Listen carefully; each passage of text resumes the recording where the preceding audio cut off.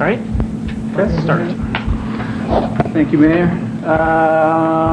Tonight is the Town Board work session with regard to Chapter 16, the Land Use Code. We've finally made it to the Town Board stage, so I'm happy to say that. You wondered at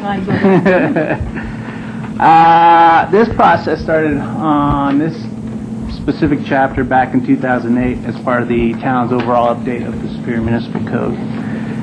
The Planning Commission, in my opinion, did a tremendous amount of work and a great job on this chapter. It's currently over 200, or just under 300 pages long, which is the reason that it's taken so long to get to this point. Matt, when was the last time this was upgraded? 2001? Yeah. I think 2001. It's almost 10 years. Okay. Gosh, I think it's longer than that because I don't remember actually going through this whole process. You didn't rewrite it. It wasn't a complete update. No, there were portions of it were updated. Yes. Yeah. So in 10 years, most of us will not be here, so that's fine. And hopefully next time it'll be not as a lengthy task. The Planning Commission, like I said, did a tremendous job. They held over 14 public meetings and were able to do a major reorganization and drop out about 100 pages of the code.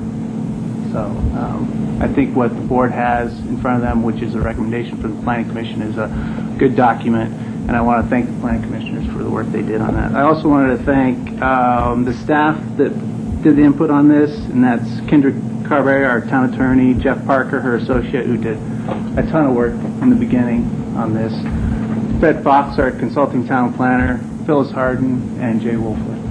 They all contributed and helped out tremendously. Next steps for this is the work session tonight, and depending on how that goes, we'll have an ordinance adopting the revised Chapter 16, which will be 2 readings in front of the town board, with the last one being a public hearing.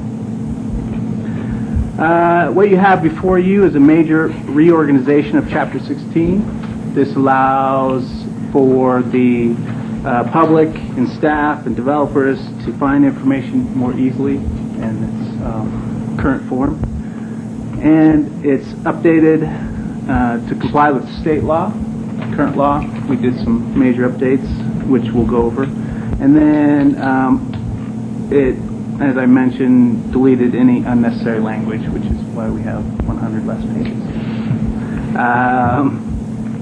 What you have before you is a blackline copy of Chapter 16, the Planning Commission's 3 working lists, which are fairly detailed in the discussions they had on each of the items and what route they took on those items. And what I'm going to do is I'm not going to go through page by page or article by article. I'm going to highlight the major issues that the Planning Commission discussed, and then allow the board to ask questions with regard to anything that wasn't covered under my presentation. Very good. But quick, if the board wouldn't mind, George Kuffner would like to address something. He has to leave early, or right away actually, so I wanted to know if you're okay with him making his comments. Totally. Yes. Although then everybody should, I don't want to, because this is probably going to go to 10 o'clock, so if there's people that have public comments, they probably should make them now, just so we don't do. So, yes, so George, welcome. George Cuffin, 109 South 4th. I would ask you for some consideration to send back to Matt Magley and Fred Fox, along with Rick Cuffin and myself, or whoever is interested in the section, I haven't got my glasses, section is the mobile home section, which pertains to our rentals in the mobile home section. It's a we can't pull a trailer off and put one back on, which we do have a mobile home park. So I'd like to work this out with Matt before it comes before the board again, and all of Mickey Mouse to go with it. So just so I can be clear, so that in the ordinance, you would be in a non-conforming condition right now, that if you remove a structure that has to then move into a conforming, in that zoning district, you'd have to build a house, I believe. Well, if a lot that has an existing mobile home is removed, a new one is brought in, it has to be put on a permanent foundation, pitched roof, siding, or some type 24 by of 36. exterior. It can't be Right. it can be a modular home. Right, foundation. basically is what it ends up Yeah. as being a modular home. Yeah. That's what they're talking about, 24 by 36s, and we're pertaining to 8, 10, 12, and 14s. They do not need to be put on a foundation. They're put on a pad and tied down with pads. Our mobile home's been up there for 30 years and ain't blowed away yet, knock on the wood. Okay. And so we got to correct this situation in this here. We had a problem with one that was destroyed over here, and the man went and bought one. And he couldn't move it on there because of this ordinance here, deal here. And Matt knows about what I'm talking about. So if you'll just bear with us, we'll get it straightened out and get it back to you. Well, you can. So I don't know if anything's going to get quote unquote straightened out, but we'll understand what the issue is, and then when it comes back for the ordinance. Yeah, then we'll bring it back. Thank you. Thanks. Yes. Yes. We need to. Gladys 4404 South 3rd Avenue. It's not just the Kuffners. There are other of us in original town Superior that have mobile home permits. If my house was destroyed today, I damn well guarantee you what's on there now would not go back on there. And so I think that this mobile home section needs to be looked at very, very, very closely. And I want to know how the public can get a copy of this whole land use code to read and not on the internet. We should not have to pay to get a copy of this.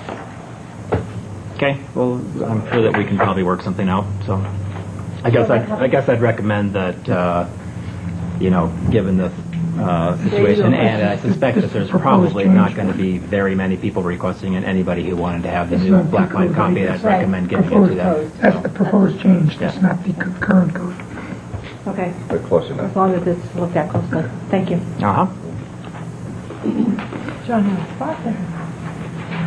There you go. Any other public comment at the moment? That's government in action. Right there. All right. All right. Mr. Magley, go ahead and proceed. Okay. Again, I'll be skipping through, so if you want me to, thanks. We can either go back and address what I skipped over that's important to the board, or you can stop me as we go through. Yep. On page 12 of your black line copy, the Planning Commission discussed this at their last meeting, whether we needed to include a definition for exotic animals. The current code I think she's gone. included a definition for exotic animals, but the copy that the Planning Commission was reviewing did not, so they went back and forth. We went ahead and included a definition for exotic animals just to make it more clear to anybody that might have a question as to what a domestic animal is, which is on page 11. Okay. Just want to point that out. So we jump to Article 2, which is page 25 of your black line copy. This is an item that the Planning Commission discussed in depth, and it is the land use approval list. And the major revisions you'll find here is at the under B, which is this is under 16210B. The Planning Commission wanted their review and comments to be noted by a resolution, so we added language to that paragraph to allow that. And then we took out the call-up provision in this chart. Instead of, Go ahead. So the planning commission passes resolutions as well as the board passing potential resolutions? I don't mean to be dense here, it's new kind of. That was their choice, yeah, and it's something, they just wanted to be clear in a resolution. I think it was getting confusing because sometimes you can get it seemed that you would be getting recommendations from different planning commissioners and they might be different recommendations. And maybe that hasn't happened here recently, but I've seen it happen in other planning commissions. So instead, the planning commission adopts a resolution and there's a vote, and the majority vote, that is the recommendation of the planning commission as opposed to getting The minutes. right. And that's what gets forwarded to And them. The minutes as well? Yes. Yes. And they do, and the planning commission can pass resolutions, yes. So. Yeah, if I could add a little bit of background from my point of view on this, too. When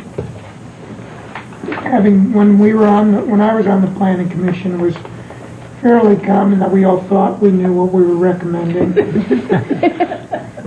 And we're never always quite sure how that got communicated. And this will resolve that issue. Yes. Makes sense. You're aware the call-up provision was done originally, and maybe you can correct me if I mistake, but to speed up the process for approvals. But there's instances where it causes confusion both for developers and staff and can slow down the process. So we thought it better to just take out that provision, make it clear to everyone who has the final decision, and then leave it at that.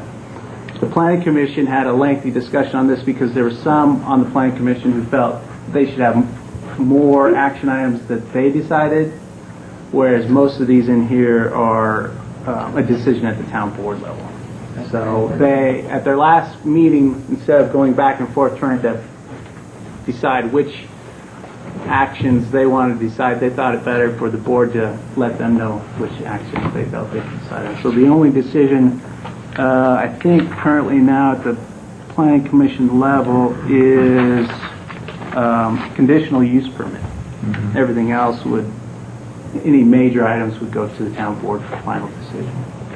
And from a legal perspective, the board can delegate really any decision that it would like to the planning commission. So it's entirely up to you from a policy perspective what you would like to delegate, if anything. Sandy? A number of decisions are made at the staff level. Are those permanent, final, or can they be appealed? There's always an appeal provision for somebody to take it to the town board. And those, the majority of those, I believe, are as they are in the current code. The lot line adjustment. And they're relatively minor. Deborah? I've seen in the past where a resolution passed by the planning commission has the number of yays and nays, but sometimes I see where it doesn't. Is it typically the protocol is to put who voted or how many voted yes and how many voted no? That would be, we could draft a form resolution for the planning commission if that's what the board would like to see. It would also normally be reflected in the minutes. Yeah. But if you'd rather have it, we can add a sentence to the resolution that says, approved by a vote of blank yays and blank nays. I would like to see that. We can certainly do that. Because there's a big difference between 4-3 versus 7-0. Sure. And you'll typically find that information in the staff cover memo too, in the minutes. But yeah, we can add it. And we can add it, yeah. It's just another place to put it. That's Yeah. Great.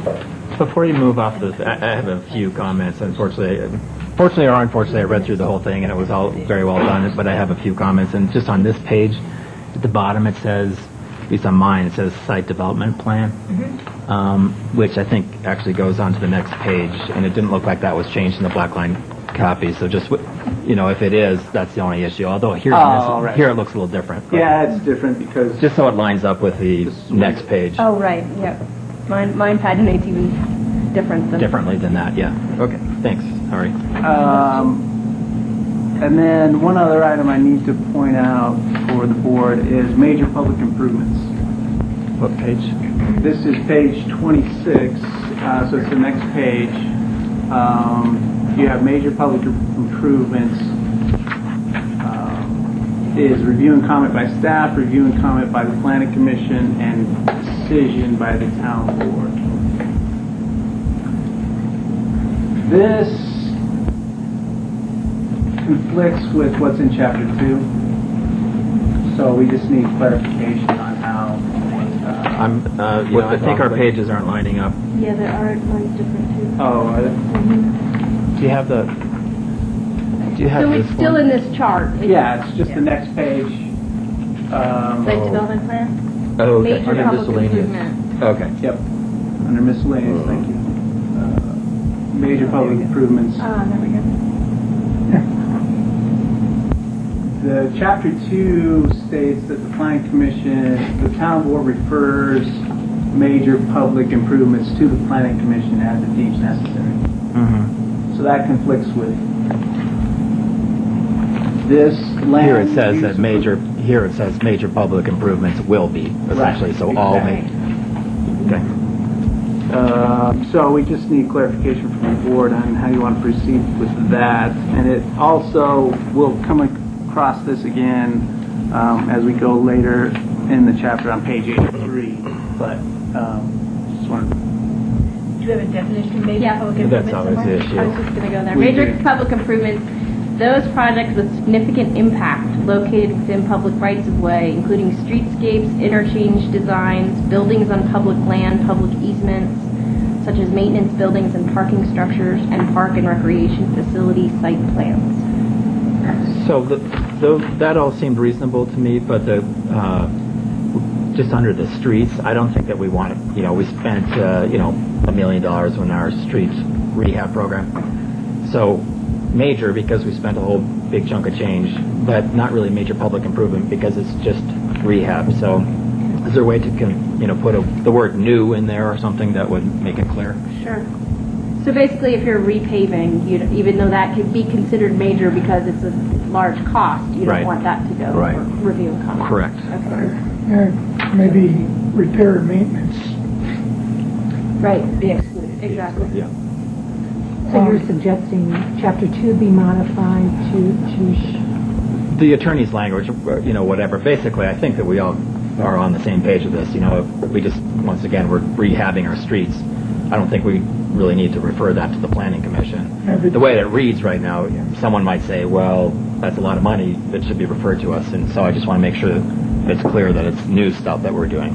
Right. I think it's a good idea to say, but excluding repair and maintenance, And maintenance, of existing yeah, improvements. that covers it. That's a great idea. My question though was, Yes. Federal construction. do we as a board want major public improvements subject to review and comment always or only as requested? No, always. From my opinion, if it's new and it's big, you might as well look at it. So I don't see any downside to that, really. My take on it in the past was when we didn't have the review, it wasn't intentional on our part. Right. So Kendra just mentioned, we'll have to go back and revise Chapter 2. Actually, Chapter 2 says we have the right to refer all public improvements. So True. not Yeah. exactly. That's Yeah. by adopting Okay. Chapter 16, we are then referring, we're defining exactly what we're going to refer. So you can fix Right. Chapter 2 to make it clear if you want. I like them looking at these major public improvements. They do a better job at looking at them, frankly. Yeah, with the language of Chapter 2 says the Planning Commission shall review all public improvement projects referred to it by the Board of Trustees. So then by defining it in Chapter 16, you've said which ones you want. Right. Yeah. So I think Right. we're fine, actually. Okay.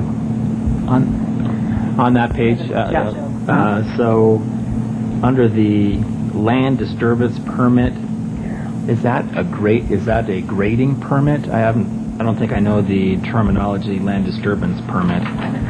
Yes. I get Clearing, excavating, grading, transporting, filling, or other activity which causes land to be exposed to erosion. but it doesn't include your gardening. Right. So presumably, obviously, we don't want anybody grading until the town board knows that there's a project happening. So just remind me, so that this grading permit would come after an approval of SDP or an FDP, is that correct? I see the town planner shaking his head, yes, okay. Well, then I'm fine with that. Oh, I had one other one. What is a subdivision exemption that the town manager would decide upon? I don't think I know that one either. It's under miscellaneous. Go ahead, Fred. Thank you. I'm sorry, Fred. Thanks. Yeah, just simply, I think, Kendra, you can help me a little bit. For example, if it's ordered by a court of law to have a division of land, something that we don't really have jurisdiction over, then we run that. For example, if the bankruptcy court enters an order that Right. land needs to be divided, or a divorce court, more likely, Right. in a dissolution of marriage, says we're dividing the property by court order. It's rare, but it can happen. Yeah. So court order, basically the town, this is basically, if the court orders something that we can't make any decision about, the manager can sign off on it. Exactly. Okay. Yeah, something like that. It's very rare. I've seen it happen once in all the years I've been doing this. Okay, thanks. Oh, I'm sorry.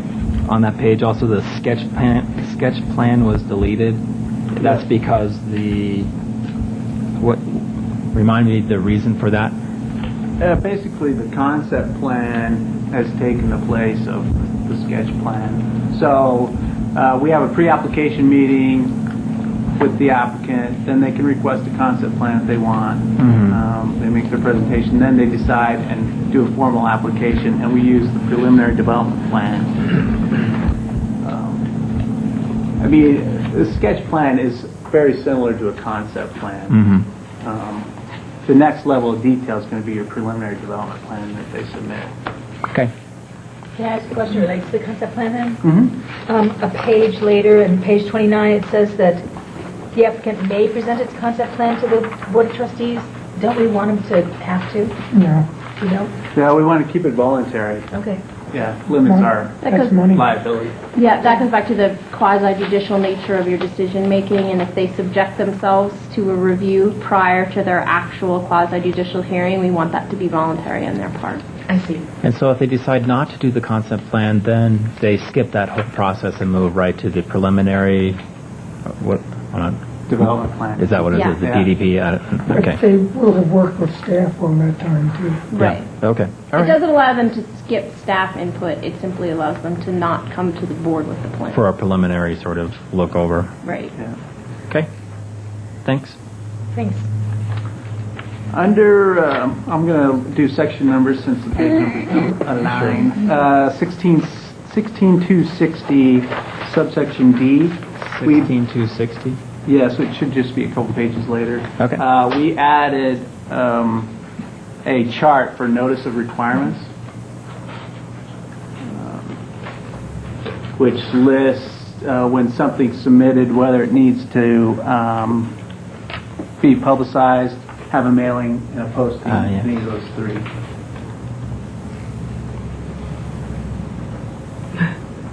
So it follows what currently we require. It's just something to make it easier for people to find what they need to do.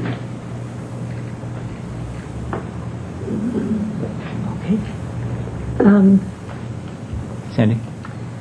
I have a number of questions about 16260B and notice requirement 500 feet. Is now the appropriate time to bring that up?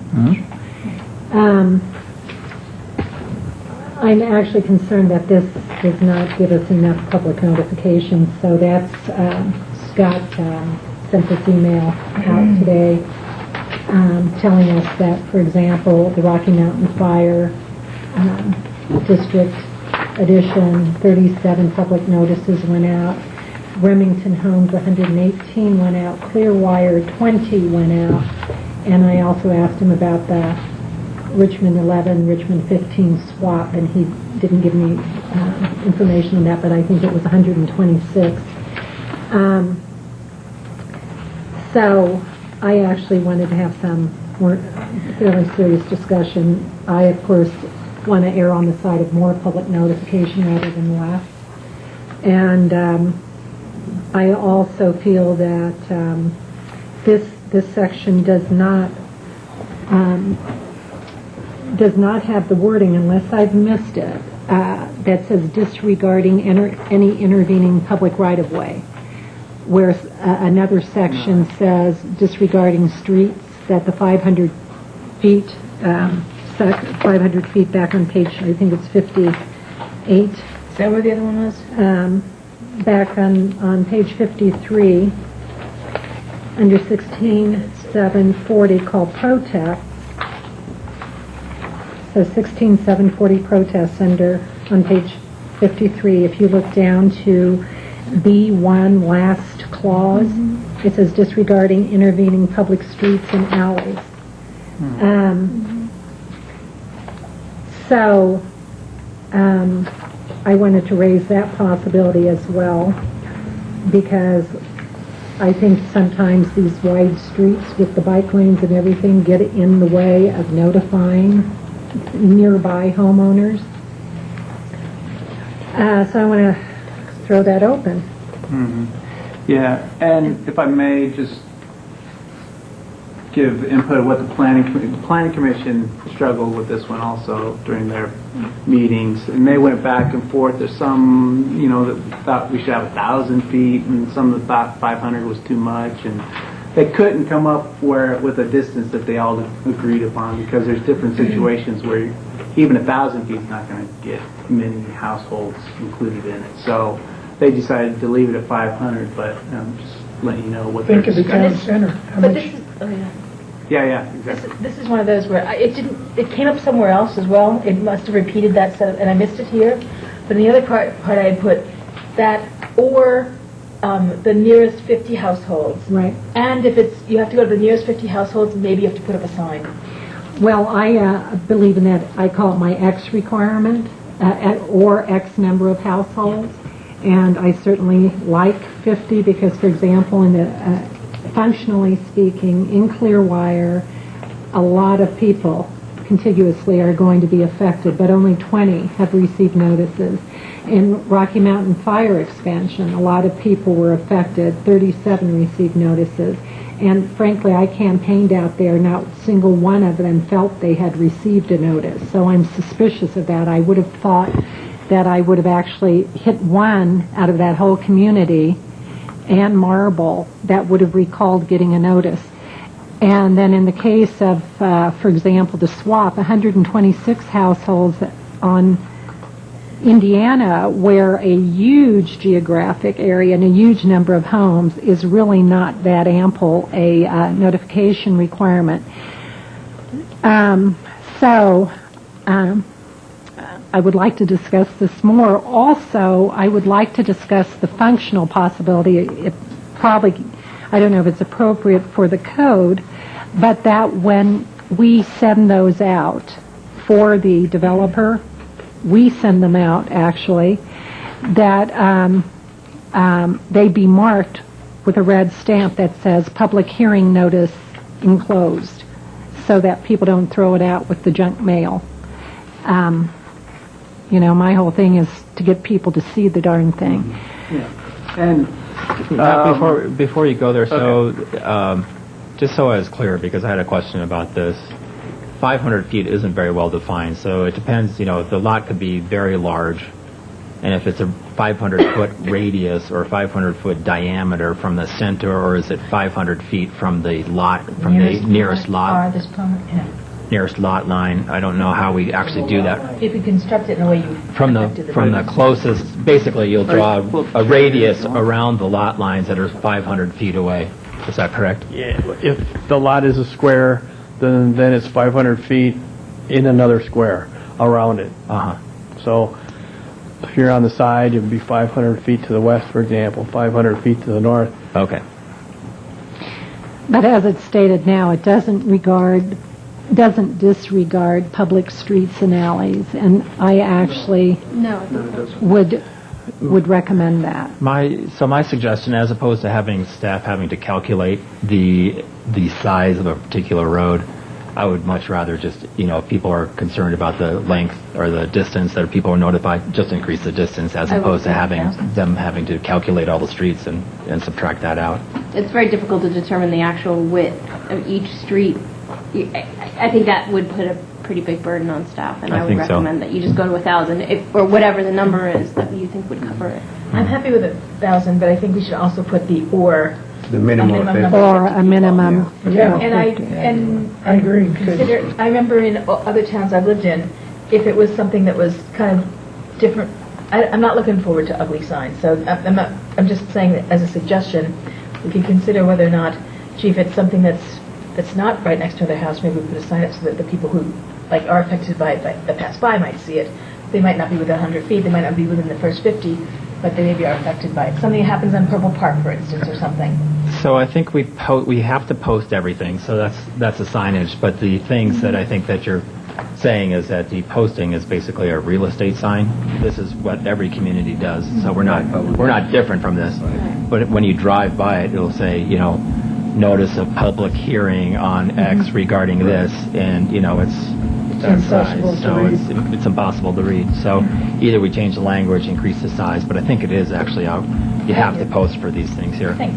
And I might add also increase the number of signs required, because C1 under posting says prominently posting one sign on the property. Well, in the case of the 11 acres involved in the swap, one sign? No. We need to have a sign on every corner. Your binoculars, you could see it. Don't worry, I told them about it. But my thing is this one sign is, I think, has to be dealt with. Some And municipalities have one sign per street frontage. That's nice. That works. Do that. Yeah, I like that. that's good. and then if I may, at the bottom of that C1 line, shall be easily legible from the nearest public street.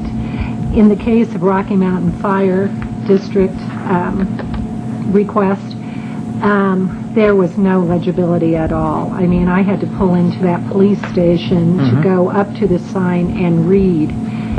So I guess I have here who monitors,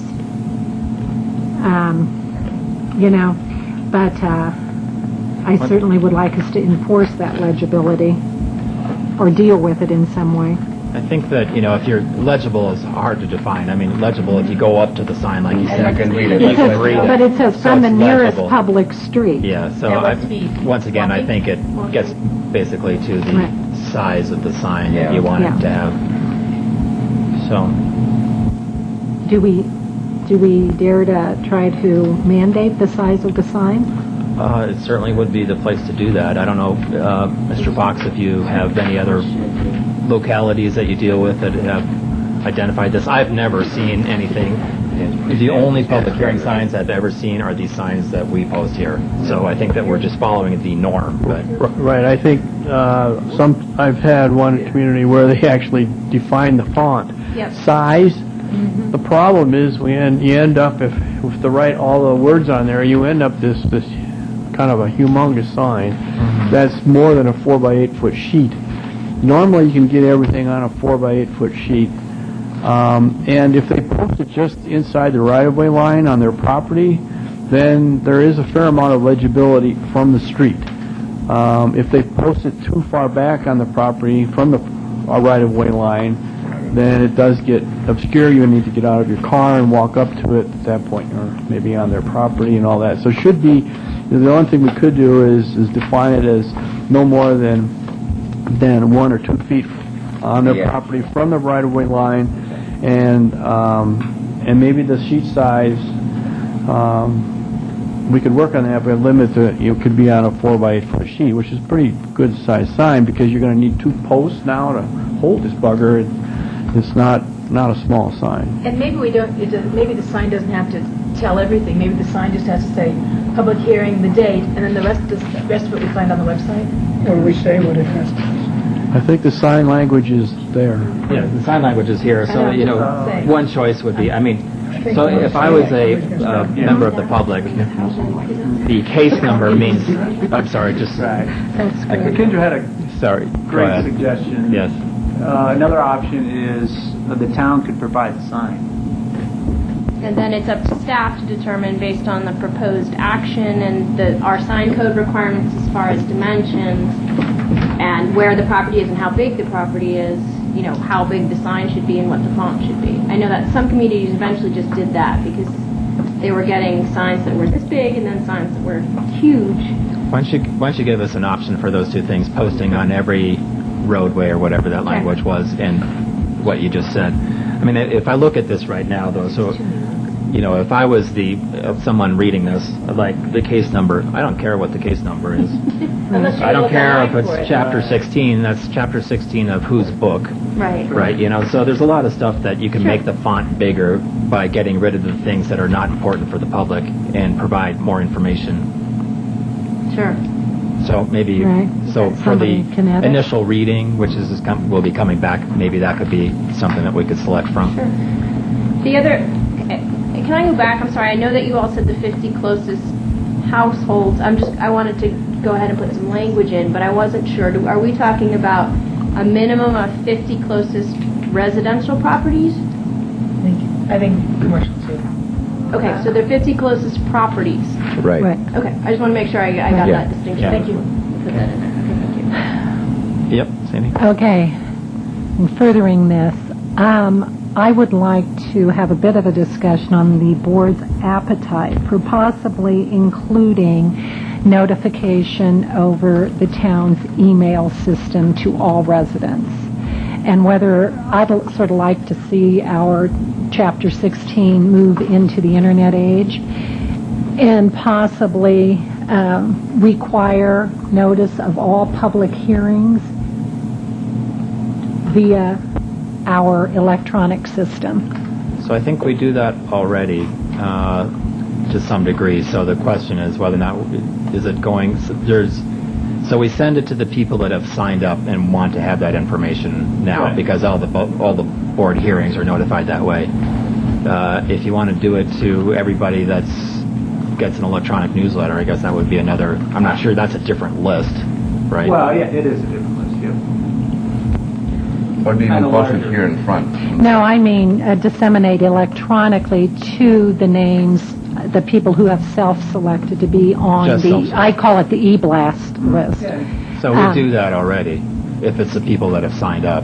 But I would like it to be mandated via 16260, that we will also, that on every public hearing, for example, Clearwire, we have an obligation X number of days before the public hearing to send that notice over that system.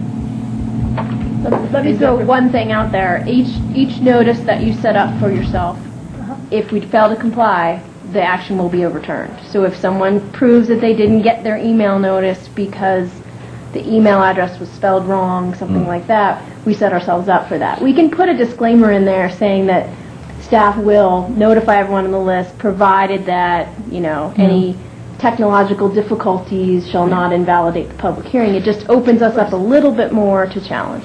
I would like it to say simply that we have the obligation to send it out, and if we prove we have sent it, and that's our obligation, our liability is covered, in my opinion.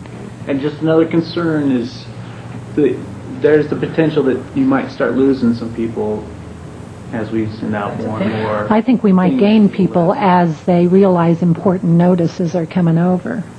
But I think it's important to include the kind of language she's talking about in case Right. there is a typo or something in the name. I think we just have to say something like, Right, we send absolutely. it out, and it's not meant to provide notice to every single individual on the list or whatever, but broadly, whatever. Right. Just that part could say, that part could say, as a courtesy There you go. to other residents, we also have a requirement to send it out to the entire list. Okay, so something, we don't have to draft it tonight, but, on the list of things to do. In that section, if I could then, unless you did you have No. something else along this line? So throughout the document, Superior Development Application Standards has been removed. Can you tell me why that's the case? The Superior Development Application Standards. I think got put in. Those got put in. Well, a definition of these things, like actually, so the location of the definition, it was Superior Development Application Standards pursuant to, 16-XYZ, whatever it was. So that's because we wanted to, I just want to understand the reasoning for this. I'm confused. You put it in here, why? Sorry, I wasn't following. Okay. Yes. I'm not sure where you're going, but I'm pretty sure I got an idea. Those standards are what a person has to do to submit an application. Those were taken out of the code. They're in a list that's attached to your part of your packet, and that allows then the staff the ability to evaluate those standards from time to time. In other words, those submittal requirements from time to time, and shift them or change them so that the developers know what they're supposed to submit. In other words, before we had, you got to have a sheet that's so big by so big, and you got to have this on this sheet and that on that sheet. Those are now in those development standards. That's what we're talking about here, and it's purely administrative in terms of getting these submittal requirements correct. Because we do have a catch-all phrase at the bottom of those lists that if staff decides they need something that's not on the list, we can do that. And it needs to be in an administrative sort of a document so that we can do that rather than over in the code, and I think that's why the attorneys took it out of the That it gave them code more itself. flexibility in selecting exactly what are appropriate submittal requirements. I just want to make sure that there is there a form if somebody said, I want to download the Superior Development Application Standards, they'll be able to do that. Yes. Okay. And now we'll be able to update it a little more easily without having to come back to the board each time. And revise to the amend code. Right. And Sandy, that's actually where the part was I put about the 50 people, because it shows up on there. The notice shows up on that thing, too. Yeah, that'll have to be revised. Okay. And then I do have one other thing. Matt, I don't know if it's, I'm not seeing the wording now, but you and I discussed this process where the developer who's putting forth the development plan actually has the obligation to go to the county clerk, get the labels of the homeowners or property owners within X number of feet, and then they supply those to Phyllis, and Phyllis actually mails them out. And I asked who audits them, because I'm actually very concerned about that. If, in fact, the developer gets those labels and he knows that we on Micah Court are really aggressively opposed to something, what's to prevent him from taking that page of the labels out and trashing it and submitting the rest to you? So I asked you, why is it we have that requirement? Why could we not have our clerk work with Boulder County Clerk to get those and just charge that cost of materials and time to the developer instead, and therefore we sort of have more control over the authenticity of that set of labels? Yeah, it's just simply one more item for staff to do. I mean, the developer's required to give us a submittal, a full submittal with engineering and all that, and this is just one more item that they are required to submit to us. I mean, we could go to the county clerk's office and get that list of mailing labels. Or just hopefully call them, order it, and have it sent over or Yeah, I'd have something. to check or with something. Phyllis how that works, but... I'm just, if we can preserve the integrity, I'm all for that. I guess so. That's totally fine. I guess from my perspective, if someone was unhappy, I mean, you just open the litigation realm for somebody. The developer didn't send it to Micah Court. Micah Court comes and say, wasn't notified. Their whole thing is then done because they wouldn't have done the process. So I'm not sure what the legal term is, but the nix is put upon the right. That's the legal term. Yeah. Well, functionally, though, in that case, most homeowners like me would blame themselves on throwing it out in the trash, and I don't know that you would ever really be able to prove anything or whatnot. In this case, if we control it, I think we just have a little more security that it's got the integrity of a full list. I just am concerned about, for example, in Rocky Mountain Fire, where I canvassed that whole community and not one person remembers getting a notice. And we supposedly sent 38 out. So I just want to get rid of the variables if we possibly can. Phyllis keeps a copy of those labels. I mean, she makes a copy. That's great. That, Well, and under this new system, since there's going to be electronic notice too, maybe we don't have to get as worked up about it. Right.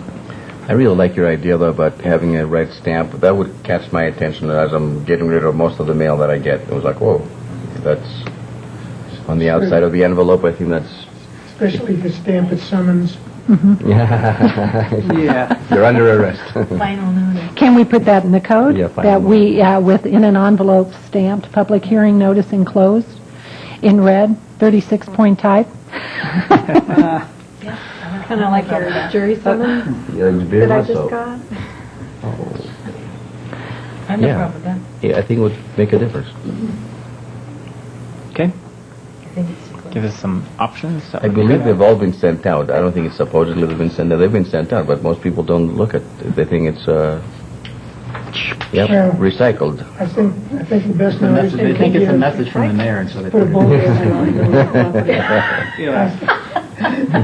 Yeah, we could do that. We could have them put a Put a bulldozer bulldozer on the middle of the property.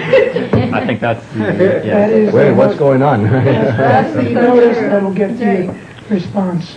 So true. Hey, maybe you can post a notice on the bulldozer. There you go. Anything else on this section? I have one on 80, if we're there yet. Page, oh, Page 8280. Let's go through, can we, I have Can I go a back? whole bunch to Can I go back individuals. Going from the beginning. Yeah. We are, Well, did we? Oh, okay. yes. Skipped it real quick. Can I go back 1 second to the major public improvements? Yeah. When do these hearings take place? On the major public improvements? There's a table back here somewhere, isn't there? I don't remember seeing that. Well, help me with your question. It says now that we're going to have a... At what point in the development of the project? Yeah. When do we approve, make a decision on a project? When do we get the review and comment Yeah. from the planning commission? At what point in a major public improvement does that happen? So you have the public improvement in the budget for the next year. So That's not it. no, No. but I mean, funds have to be allocated in the previous years for any public improvements in the next year. Is it okay anytime prior to the approval of it? I'm saying, when do we approve it? Well, I mean, Because we'd staff approve, have to do some we would work. approve a major public improvement when we sign the contract. Right. Imagine But expend no, funds. because what if it doesn't require a contract? What if it's a self-perform? Or expend funds or whatever. I think it's got to be soon. I think we've got it. I mean, there's been Not several easy. public improvements where we have not agreed that we've approved it, yet we think we have. Give me a, for example. Well, the 3 parks. I knew you were going to say that. Roundabout. Roundabout. I was thinking But that we too. spend a whole bunch of money on I know, something but for that. we still have this, well, we haven't approved it Did it yet. in the work And session. so why do we have an RFP? I was if going to it bring a isn't that approved lawsuit. necessarily? So I'm very confused. This is the part of the process Sergeant said. I've been confused about, and I'm unhappy with it. I think we need to have a point where we're making a decision on these projects. A go, no go or something. Go, no go, and we've decided we have a public hearing. The public knows to come in and talk to us about whether it should go or not. Well, the staff has to do a certain amount of work prior to anything being presented to the planning commission or town board. I understand On top of that. that. That's fine. So could we sign that if that's done, but before the contract's going to be signed? Well, I think maybe there are 2 points, because one is, if we're not interested in the concept, why would we even issue an RFP or anything like that? So maybe it's got to be, well, that's a conceptual point, and then as well, we approve the contract. Well, I only approve the contract if it requires our approval then. That one over there. I mean, I go back to our procurement policy then, but I'd like to approve the project at some point. Say, we got the input from the planning commission, staff has done its thing with it, Well, and the public knows to show up at these 2 meetings and give their input As long and as- make a decision. It's As long clear. as there's a budget associated with it. That's the I'm problem sorry. I have. Just I don't one want to sec, approve something where I don't know how much it's going to cost. Mr. Magley? it's clear to staff Manifesting itself in real concrete. during the development of the budget. If it's not included in next year's budget, We know when it's not coming, right. but when it's in the budget doesn't mean that it is So, coming. For instance, Windy Gap, that's in the budget. We're spending money on it. It's got a big dollar amount. It's a lot of money. Yeah, a few years out, but we're spending significant amounts of dollars on it currently. Technically, we've notified everybody within the metropolitan district. Correct. But yeah, that's just. I know I know where you're going from, Yeah. but you know. Yeah.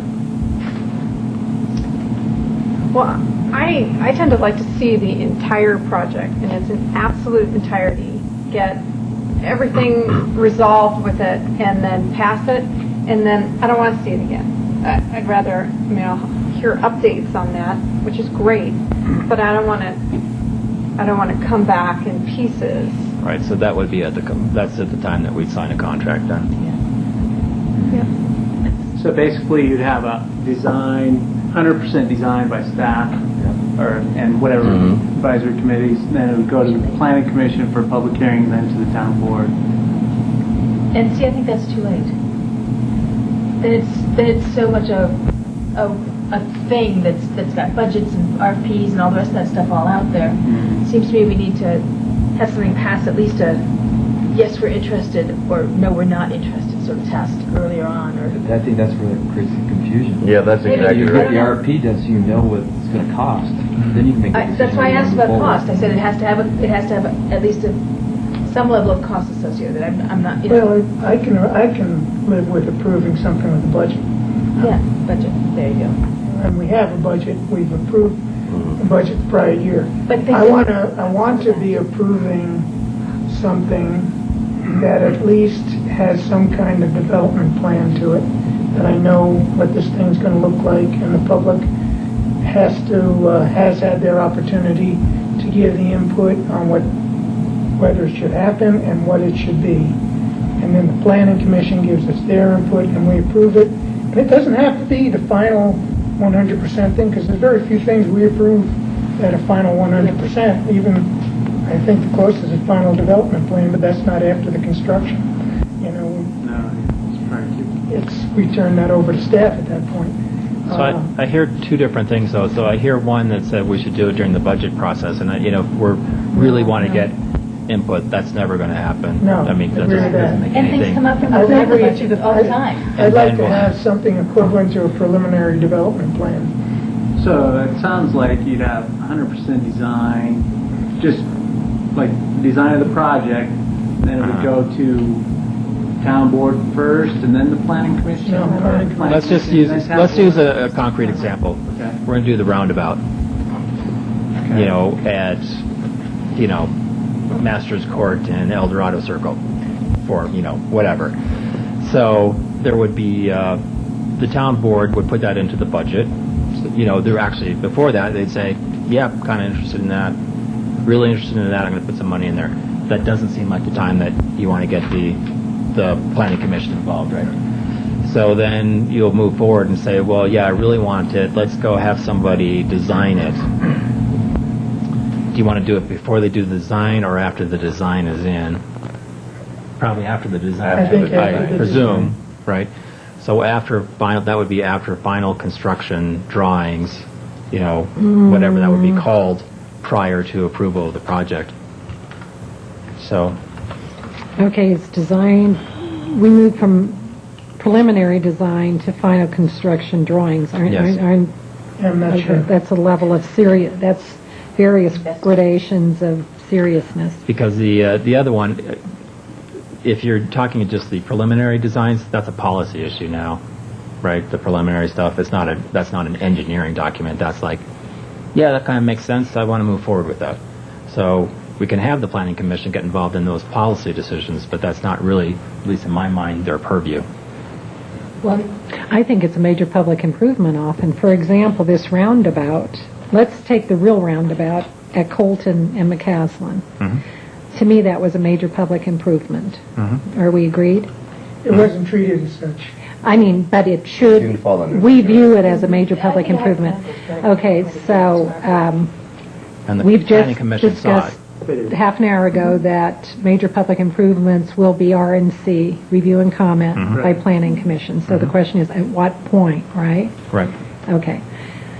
And I sat through that last time, and they were only given that and asked for sort of an informal comment with this major drawing in front of them. It was public hearing. Public hearing. Yeah, but it was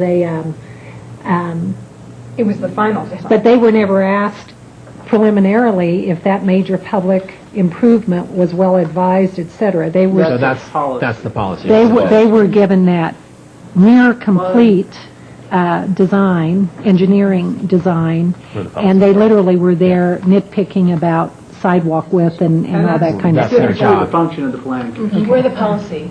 Yeah, but let me give you, speaking of roundabouts, another, I think, opposite way it happened was the roundabout on Rock Creek Parkway. I believe that came to the planning commission from the planning staff and the traffic designer with a proposed design and the idea of doing a roundabout there. And I don't know how many times we saw it, but I believe we saw it first and liked it and said, this is what we think, this is a great idea, and this is kind of things we think would make sense in it. And I think it went to the board after that, which is kind of what I envision a major public improvement process would make sense. And then the board could say, I don't want to do that, or, they make a decision, but they've had this input of the design and the planning commission's comments on that design. And the planning commission's comments on the design could be stinks, we don't want that. And then that goes up, and their recommendation is to not do it, even though it had been in our budget recommendation. I don't know, it just seems like, for two reasons. We, number one, have to know when we're done with approving something. But more importantly, the public has to know when they're supposed to come and give their comments, and their comments matter. Lisa? I guess from my point of view, maybe another way to look at it is before something, I'd like us to have at least a straight out, at least policy or something level discussion where we say, yeah, we are interested in pursuing this, maybe, because some things aren't in the budget and they happen somehow. Right. And so we haven't ever had, and even things that, that they are in the budget, things change. I don't think it would be bad for us to have a policy view of it first, and almost like a notification that something is going to be maybe considered by the planning commission or something. But it's more than that and less than a full-blown. It sounds like to me it sounds more like a conceptual plan review. That's sort of where I come from on it, but I don't know where everybody else comes from on that. Deborah, could I... With the budget associated. Deborah, I'm sorry. And then So actually, I'm going to follow up on what Sumant is saying about a conceptual plan review. Is that where you see several different designs, and then you choose which path you're going to take? That's- Well, it depends, it depends on the developer, really. Yeah. So who decides on the design? Is that at the board level? Is that a different level? Depends on what you're talking about. So if it's a development proposal from a developer, they decide. I get that. So if it's a major public improvement, currently, at least I agree that we haven't always done it. The board has decided with its traffic engineer, yeah, that makes a lot of sense. We have all the data, we want to move forward with that. Send out an RFP, they do the drawings, and then the planning commission looks at them to see and then give their comments about it. So does the planning commission look at it after the board has decided a design direction? Yeah, typically the board gives the direction on the design, and then the planning commission will look at it for a technical look. And they give us the feedback. Okay. So how do you seasoned trustees feel? I'm hearing different things. Yeah, I'm And hearing. it's done different ways. I don't think that we all I agree. guess- So I'm currently happy Yeah, with how it safe to is, say that. but Yeah. I think Joe's Right, wants some more right. He wants more done. pre-approval. And we've got I see a planning commissioner here. Would you be comfortable commenting? I just walked in. Yeah. Okay. We are in discussion phase.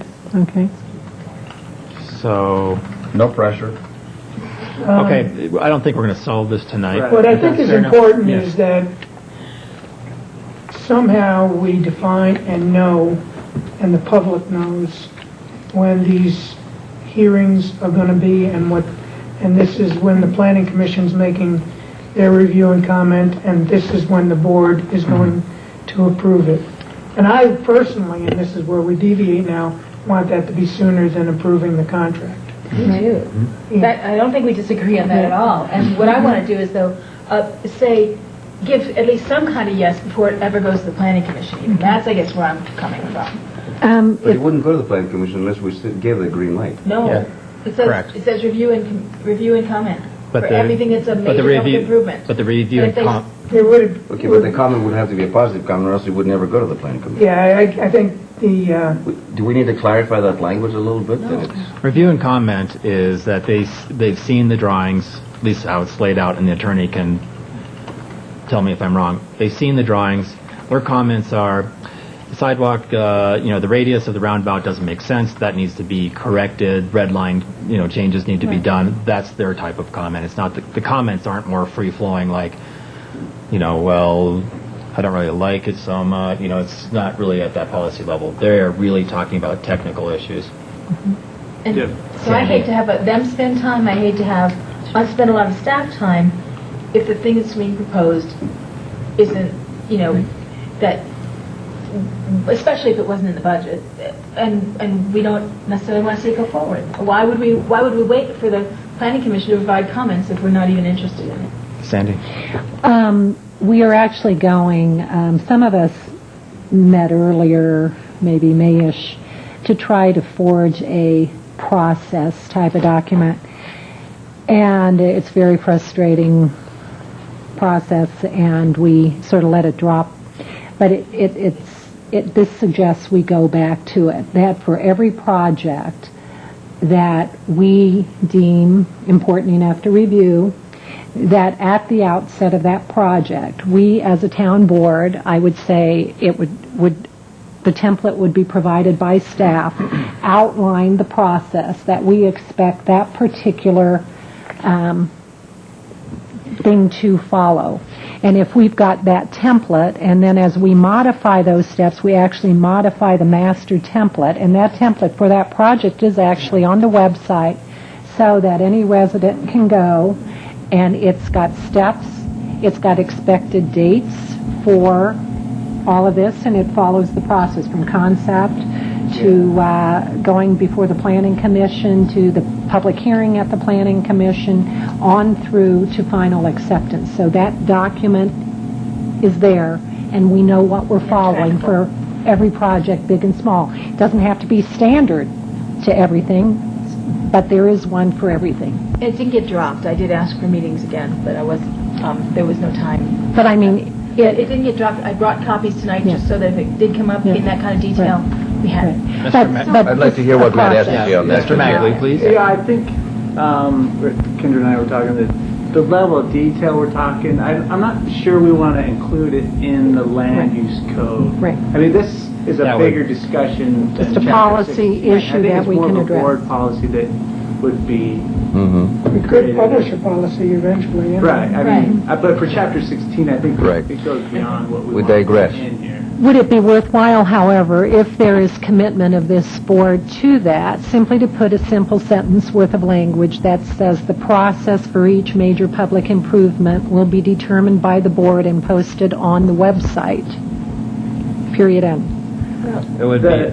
We need to have this discussion though first. Yeah. I want to be sure we can agree. Right. Exactly. I think this might be appropriate for a discussion outside of Chapter 16, Right. actually. Yeah. I don't know that we want I think to this is from my perspective, I totally get where you're coming from. It seems like that's more in the staff memo associated with something that, this is what it is, these would be the processes as opposed to, just make sure that that's clear on the staff memo, but I'm not sure you want to write that into the land use code. I would suggest not, because honestly, a later board, the next board may have an entirely different concept about what they want the process to be, and then we're back amending the code again. Yeah. So I think that could be more of a board policy than a codified process. Which can change board by board. Kendra, you have a way with words, you know that? As a lawyer, that's what they do. Thank you. That was a compliment, actually. Thank you.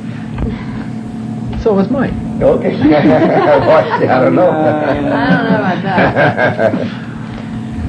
All right, so let's see. We were on your we're on the big topic list, and just so everyone's clear, I think everybody has their own individual comments in different sections, so we're not ignoring any of that, just as an FYI. So, but continue on with your big policy parts. Matt, were you seeking, if you go back to page 29, where you had that table that says publication, mail, and posting?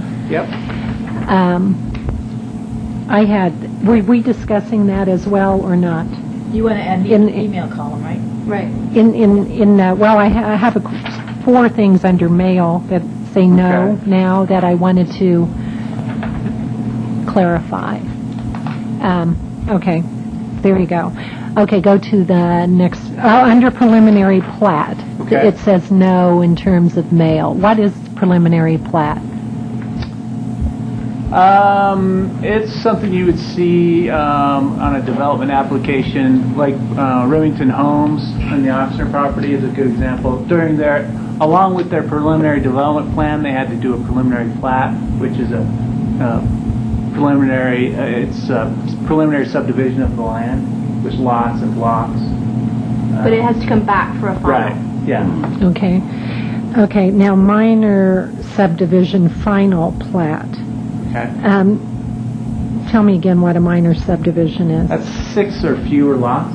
Okay, so that doesn't have to, okay, comprehensive plan amendment, it says no under mail.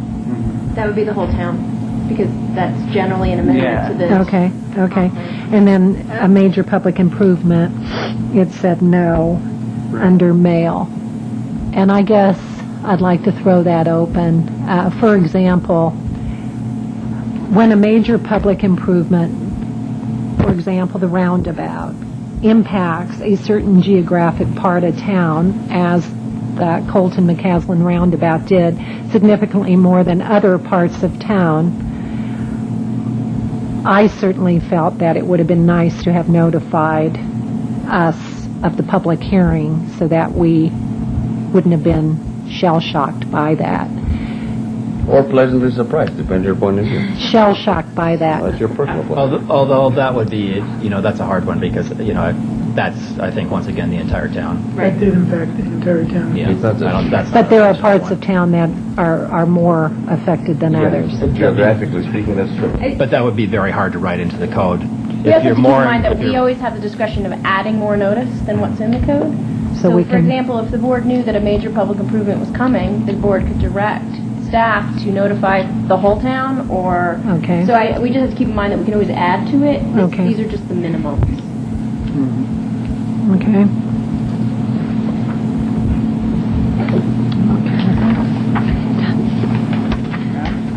Okay.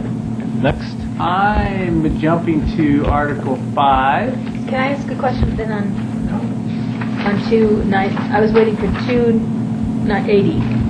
I think we're going to come, once again, we're going to come back to everything. I have a whole bunch of stuff on my list. Then how will I know which one's got addressed? Oh, well, okay. If it's related to the current thing. I mean, the other choice would be go page by page, but I thought it might make sense to review the big topics and then go back. Am I going to mark these? You think you're going to be done by 10 o'clock? Well, we'll see how it goes. 60. Yes. So this Article 5, annexations, was updated, Life or death. and a lot of the language was removed because we have to comply with the Municipal Annexation Act. So it's unnecessary. Right, a lot of our code was simply repeating what was already in the state statutes anyway, so. I guess the only problem I have is I don't know what the Municipal Annexation Act says. I can get it for you. I can get it too. It's very specific. But I don't want to work for it. It is very specific, and it has, we call it the cookbook. It has exactly what you have to do for an annexation. And so we were repeating in our code the cookbook, the recipe, so in order to avoid the duplication. The other problem is then every time the legislature amends the Annexation Act, we have to amend our code. Then you have to do the same. I agree with that. That's But I'm happy to provide that for you if you like. No, He was just kidding. Okay. But I did have a little confusion on annexation and zoning. Do they happen simultaneously or what? Well, the zoning is supposed to happen within 90 days of annexation, but as my former law partner used to say, there are no annexation police out there. So if the zoning does not happen, it stays with the zoning. It comes with the zoning that it had in the county, basically. So. And typically, the policy of the board is don't want to annex a property unless we know it's got a approved plan going with it, which would include zoning. So that brings me back to our earlier chart. This is very minor, but I wrestled with it. We talk about approvals and we talk about rezoning. So is the zoning associated with an annexation actually a rezoning, or when do we address the initial zoning in that approval process? It's typically considered to be initial zoning. So, and I think as Matt pointed out, we normally like to have the plan approved and we do the initial zoning at that point. I just didn't see that in the chart of our approvals. Right. Well, they're separate items. So you'll have an annexation come forward on a particular night, and I then just didn't see a place for initial zoning. I see Oh, you rezoning. mean Right, in the chart. well, in the chart. Right. I see what you're saying. And the reason I asked is because I was wondering if we were taking PC out of the annexation approval process. Were they the ones that approve initial zoning? Or did they used to be the ones that approved initial zoning, or they're... Well, for example, like the Oxner property, the night we annexed that, we also approved their zoning for the Right. property. Right. A case where that might not come in play is the open space property we buy. We've annexed it, and then later rezoned it to our open space category. So when it came in, the initial zoning was Right. For a while, we were approving zoning, before we're using our current process, which was going more to the 90-day. Right. We were approving zoning, I believe, at the time we were approving annexation. correct. Right, and we did retain in section 16.520, Planning Commission review on annexation. So that has been retained, because that's not part of the Annexation Act. That's an extra requirement that we have. So zoning initially is just not covered right now. Well, if a property is annexed into the town, it comes in at our lowest zoning, is agriculture, urban reserve. If it doesn't It receive doesn't a ask for zoning at the time, right? So if we annex property, they don't ask for zoning at the time, then it would come in as agriculture. We do have that default.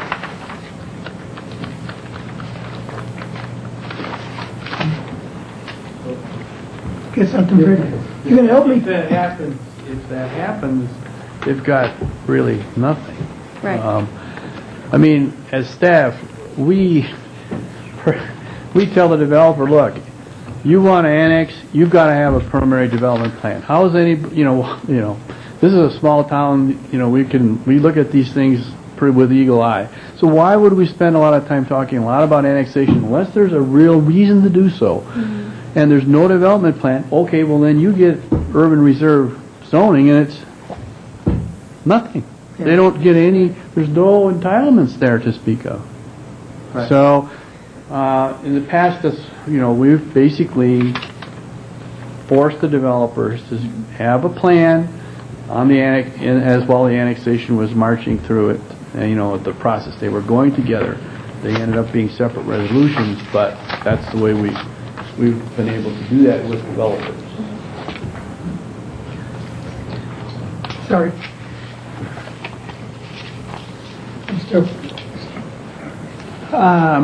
Okay, on 16.6.120, under the schedule of uses,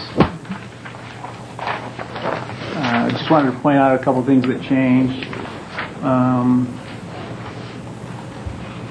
The line item under residential districts for recreation vehicles used as living quarters.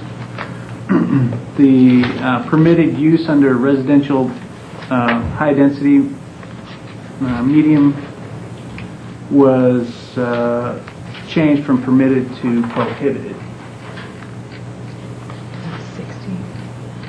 seems like it makes sense. I can't imagine any location in town that we would let a recreational vehicle be permitted as a permanent residence. Right. But I wondered how you were going to go about enforcing that or detecting that or anything. That's I had highlighted. Well, it's a code enforcement. Okay. And the livestock footnote 1, it doesn't fill in the number again, which we did pass. Footnote Oh, 3. right. 41. Yep. We'll include that. Sorry. Thanks. And then... In that section, if I could also, Yeah. just telecommunication facilities. Mhm. It's not, it's basically prohibited everywhere. Yeah, they're listed as special In the use. residential. At least Not- Oh, in mine, that's it's in just- residential, yeah, that's correct. It's only in residential Yep. it's prohibited. Okay, thank you. Yeah. All right, thanks. And Oh, right, yeah. Okay. same thing. Didn't yeah. follow that. And personally, I had an issue with extractions, processing, and transportation of natural resource materials being allowed in commercial.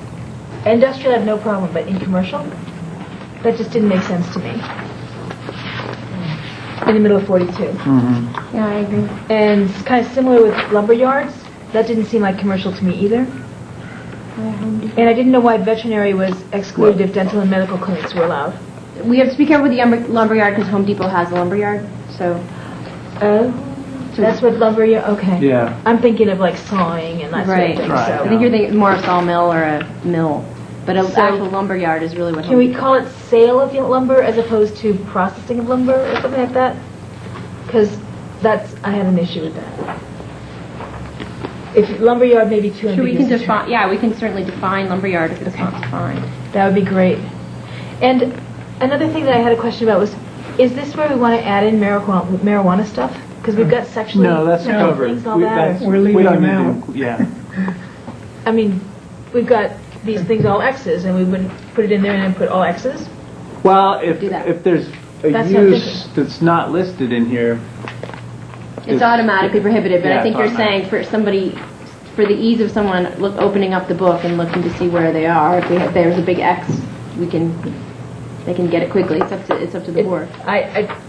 It seemed to me, we clearly state that sexually oriented businesses aren't allowed Right. with X's, and we don't do that. We could do the same. We could treat some of these others the same. But they are allowed somewhere. They are, you're right. Yeah, if you They're deal allowed with in it industrial, here, Light industrial, I'd right? rather leave the marijuana Okay. thing as a sleeping dog. That's fine. if you put it in commercial, do we have to deal with it in residential? Because it is allowed in certain residential. Not here. No. Yeah, it is. Yeah, Caregivers. Yeah, Well, but that's different. That's an different than unrelated thing. centers. Yeah, these are dispensaries. No, I meant under residential or schedule of uses. I think we're talking about two different things: patient and caregiver versus medical marijuana center. Right. And those are two different things. Yeah, I was talking about medical marijuana. Yeah, I think it's clearer to leave it All right, as we have it. fine. as its own separate part of the code. Right. Okay. Okay. Okay, next big. on this section. One minor question in this section. Since it actually did come up, maybe it's not to worry about, but should we try to address pig farms? There's livestock and livestock boarding, it's only allowed in the agriculture and open space districts. Absolutely. That's where they were going to have one. I don't think we can prohibit something, It's what we only want in an agricultural district, can we?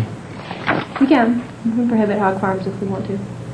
I think you have to define it better than hog farmers. Yeah, we would have to define, a certain number of, The reason it came to mind is if you look at the light industrial section where the heavy industrial is talk about odorous activities and stuff like that. And then I said, well, what do we do about pig farms?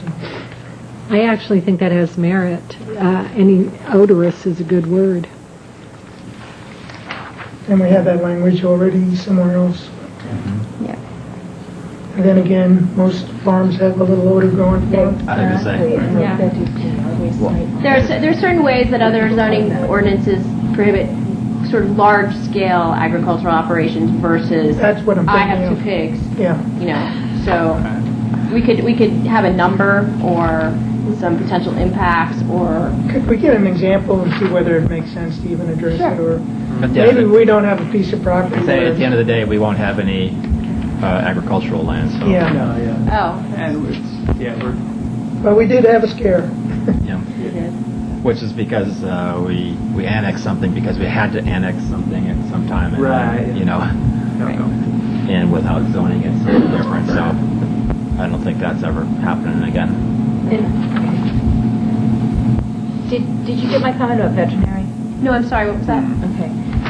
You allow dental and medical clinics, but you don't allow veterinary places under commercial? It seemed to me that I couldn't distinguish a lot different, but that's my own opinion. Really up to the board, I think. Yeah, I mean, that's Veterinary clinics, as defined in the definition, which was weird to me, are defined as kennels. I thought kennels were I separate. thought that was an animal care place. Oh, here, let's see. It didn't make any sense to me when I was reading it, so let's see. We have pet temporary care facilities, and then or pet temporary care businesses. Hang on. There's a definition of veterinary clinic includes kennels for animals Oh, that's why. cared for by the clinic. You know, so it didn't. My Yeah. note is this isn't a complete definition of that's what we think this is. You know, all it means is that you can have a kennel in there. Right, if and you that's want probably to. why it's different than medical clinics, because you've got dogs staying in there overnight, or animals. Okay.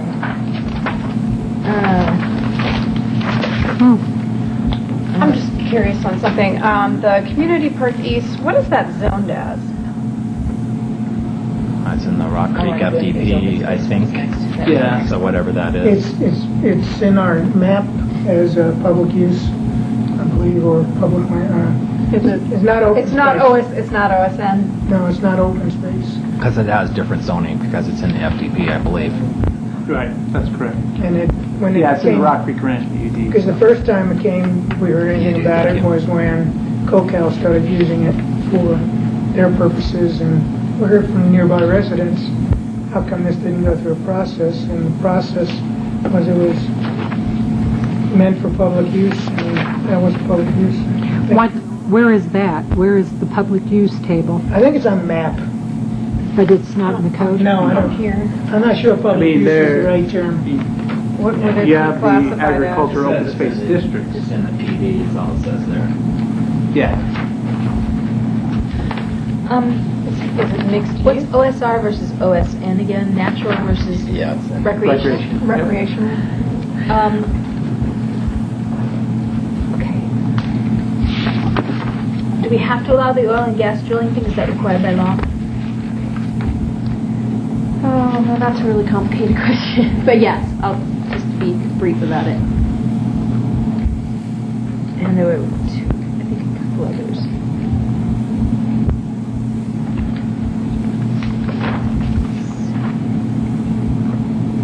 Thanks. Are you on the industrial? Which one are you on? I was past industrial, now I was into agriculture and open space. And just as a minor nit, there's a service stations or automobile washing facilities with retail sales, yada yada, on my page 43, which I think is supposed to be included with the next page, that line item too. Oh, On the okay. next page, there's Formatting. just a formatting thing. I got lots of those, yeah.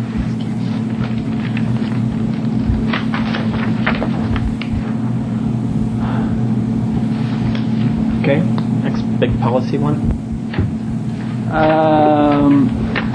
Under schedule of requirements, which follows right after these charts. In note 9, Nope, not. at the bottom of the chart, for just after residential, the planning commission for detached garages increased the maximum story for a detached garage from 1 story to 2 stories, and the maximum height from 18 feet to 32 feet. And the reason was to provide for something, or? I think it was mainly for instances in an original town. that are in a zone district and have a detached garage. Because when I was reading in the detached garages, you can't use them for, I mean, maybe you can use it as an office upstairs, but you can't live there. But Right. you can't have a mother-in-law unit. Right, you can't have your which is- mother-in-law living there, no. Unless she lives in the garage. Unless she lives- No, though, but you know, this will be my question when we get to it. But you know, a lot of places have, you know, apartments or whatever above a garage, so it's a policy question. Yeah, it's a Right. carriage house, exactly. So, And, yeah, I don't know, and I was questioning also that, it says 32 here in, which I think is appropriate, but in your policy thing for, you know, this items for possible future consideration thing, Uh-huh. on the second page about, fairly near the bottom, Mhm. you it's this policy thing that says items for possible future consideration. okay. I was trying to go back and forth between these things. Right. It says, number 5 on the bottom under, says scheduled requirements, and it says that just, you wanted it changed from 32 to 35 feet, and I didn't want that. I still saw 32 in here, and I was just confused about why this said 35 and this said 32, when I Well, definitely fine. preferred 32. Planning Commission recommended 32, that's their final recommendation. Right. That's No, what it says from 32 to 35. Right, That was- that's his discussion. Oh, Yeah, duh. yeah, yeah. Rest of the sentence. Correct. Got it. Yep. Thanks. That 35 caught my eye. Yeah. Sorry. Just on the schedule of requirements, then. Are you done with? Actually, well, we talked about that briefly. Why is maximum lot coverage for RMH left blank? Good point. It's schedule requirements, residential districts, RMH.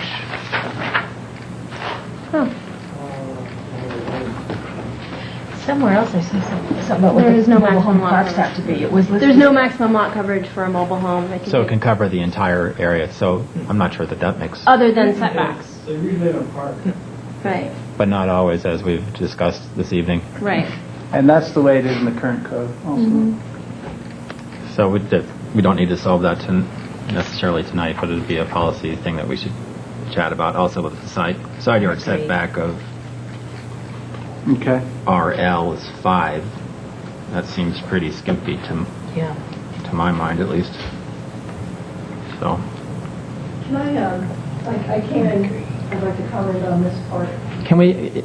Or- Well, we'll take. What we did first is that if you had if you had comments about this in general, feel free to make one comment about the whole process, and then we'll come back for it as well. But we can't the back and forth. If this is your one comment. Okay. Yep. Absolutely. Make it good. And then I've got to go. I just got here from Yes. work, so Yes, fair So enough. anyway, for those who need to know who I am, I'm Rochelle Rittmaster. I'm a planning commissioner, so I was part of this process. So when we got to this, I just have to give you my honest, almost dismay that we have something as detailed as this, laying out for residential low, medium, high density, and da-da-da.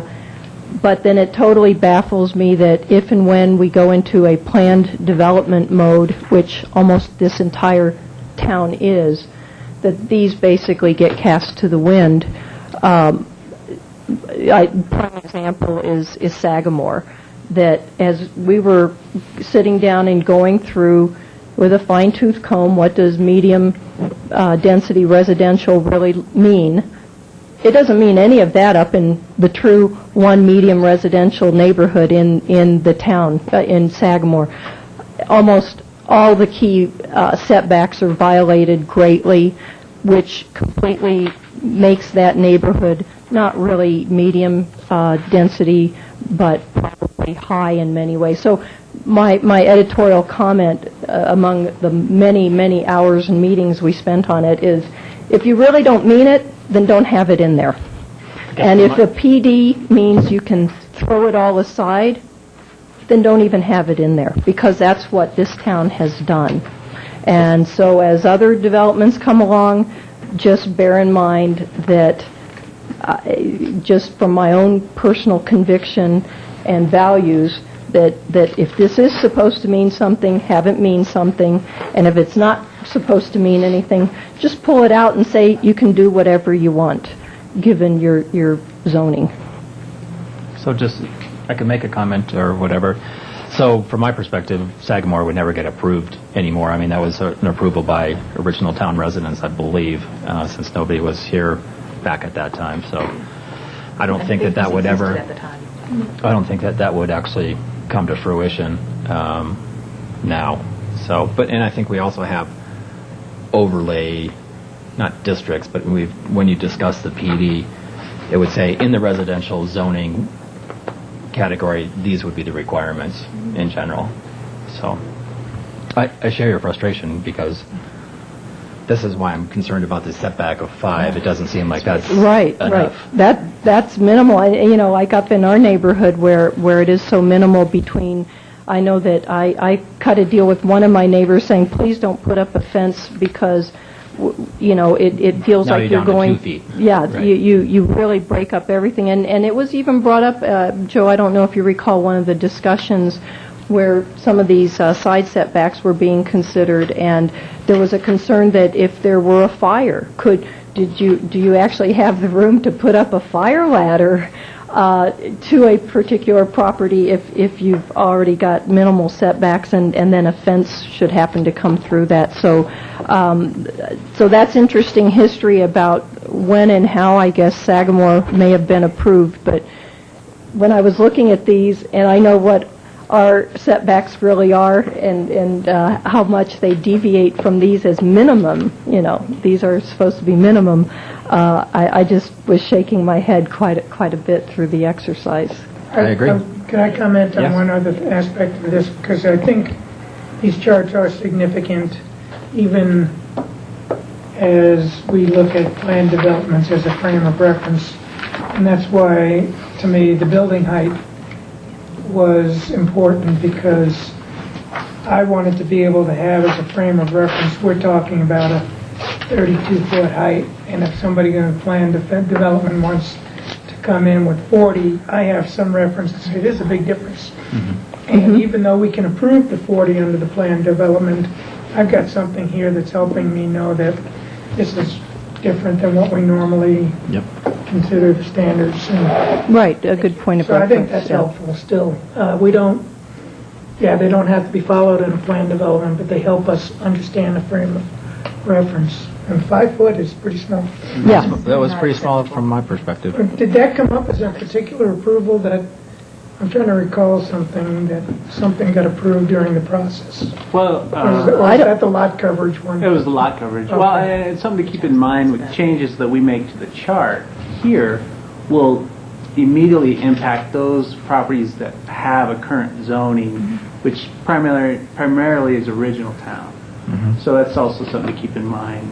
It's a basis for future developments and planned developments as they come forward, but it'll have an impact on those properties as well. So great point. So I think original town is mostly zoned RL.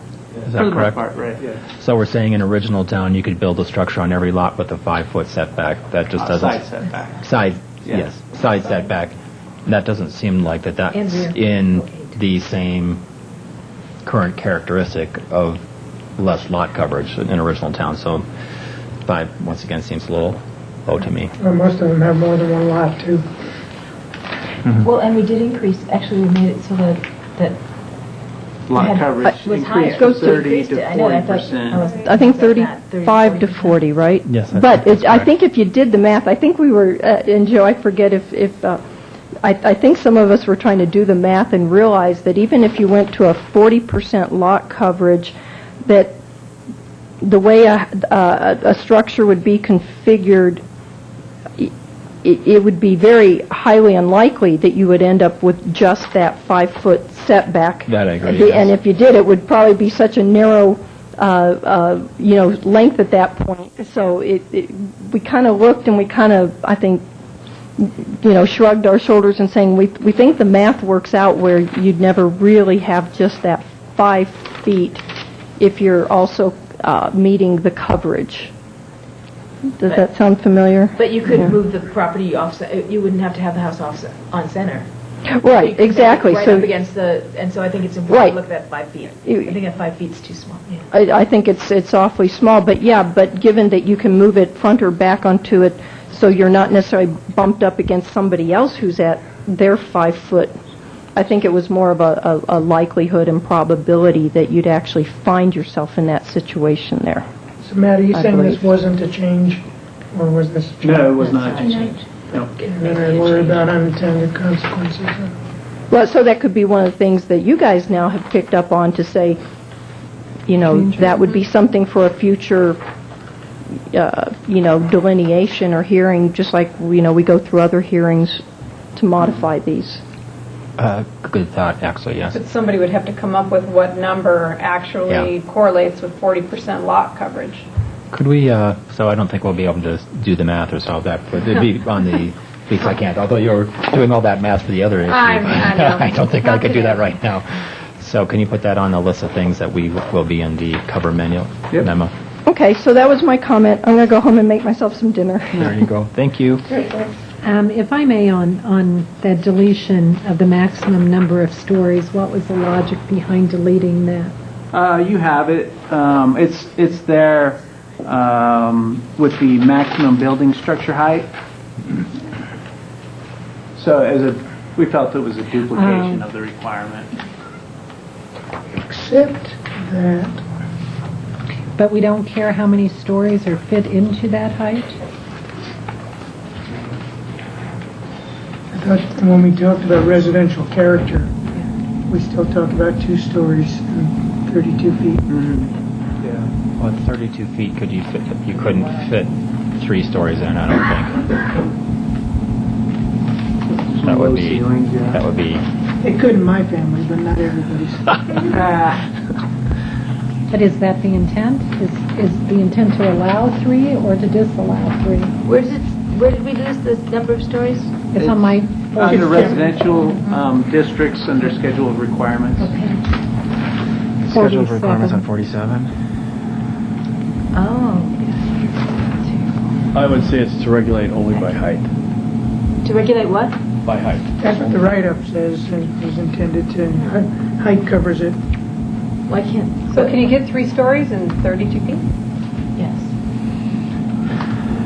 If you were serious about it. Ceilings They didn't- aren't going to be very If they high. had a flat roof, Right. If you were short people? but Yeah. I'm not sure that we allow flat roofs, so. You could have a story like in Is being it- John Malkovich. But if we preferred 2 stories, why wouldn't we leave that in? You could. I think we should. I mean, I don't think that it makes any But difference. I don't think there should from be a 3 particular- anywhere, do you? There was a deleted Well, 3. 3 was under I can't tell which one. medium density residential. So that would have been Sagamore.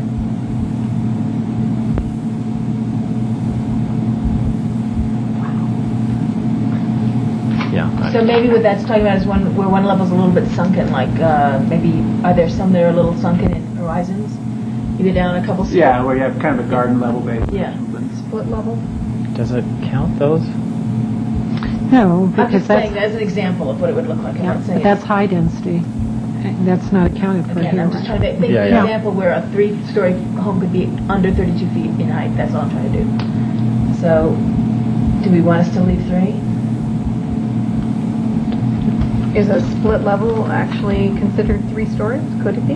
I think, when you're starting to talk about some of the mixed-use projects that could come forward with, where you have residential above office or retail, I think you want to have that option, probably. Of 3? But that's medium. There are some properties zoned in original town with medium density residential. There are 3 stories? No, they're just zoned. They're zoned. I'd leave it at 2. I think 2 across the board. Yeah. Okay. Or one of them was 1. Which one was 1? That's mobile home. Oh, yeah, 1. Well, you could put a mobile home on top of a mobile home. Sorry. I'll just send that email. I have my brother who owns a There's a mobile picture home that somewhere. has huge levels of it. There you go. Tennessee somewhere. Yeah. That's a Okay. good place for it. West Virginia. Any other, next on your big policy issues there? I'm skipping to Article 13, page 83.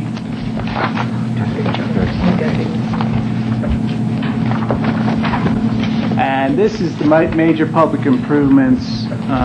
So I just pointing out to the board that this goes along with what's with 16, 13, 60. 16, 30, 60. 13, sorry. 16, 60. Did you agree at the top? 16, 13, 60? Yeah. And I just point out that it goes along with what we talked about earlier, where the Planning Commission has review and comment. With board choice here. Is that what that one is?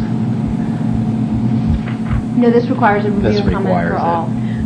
All major public improvements. But what I've done is gone back and added to the definition of major public improvement that it excludes repair and maintenance of existing improvements. Okay. So that should cover. I had a question mark. Is that board choice? And from my only thing about that one was it didn't seem like it flowed very well in that section, and I thought it might make more sense to put that into. I said 15, but can't actually find 15 at the moment. Because because what we're talking about are Yes. things that are being dedicated, and then there's major public improvements, and it didn't seem at least that it flowed very well into that particular section. Actually, what? Yeah, 15 is public Why can't 13 and 15? Well, that was my thinking, I guess, although I can't find it now. But It seems to me that perhaps 13 and 15 could be combined. right. 85. Yes, thank So you. we'll Yeah. take a look at that, and if it makes sense, we'll... So it did seem like you said, 15 was talking about public improvements, and might as well put that in there. Sandy? The word "at" in the second line, rendered by the Board of Trustees at a public hearing, that has posed problems in the past where we have to, we felt compelled to render a decision at that same meeting where there was a public hearing. The public hearing caused questions, raised questions. So can we change "at" to I'm sorry, what section after? are you in now? 16, 13, 60. So if something comes up, that's why we don't, one of the decisions would be to continue the public hearing to answer those questions and not close it.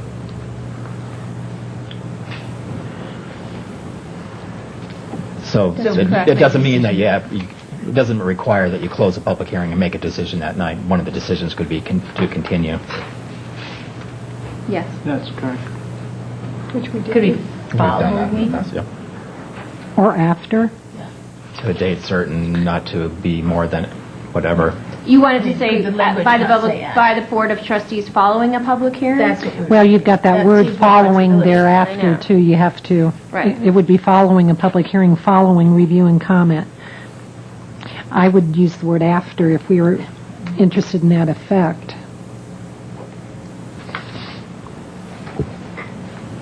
Is that legal? After a It's fine. review and comment by the Planning Commission, is that what you're...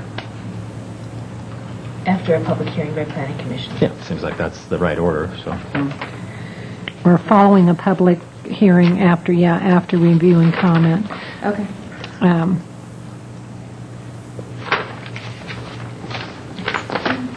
Okay. Next, Mr. Magley. All right, under Article 17, which is my page 92,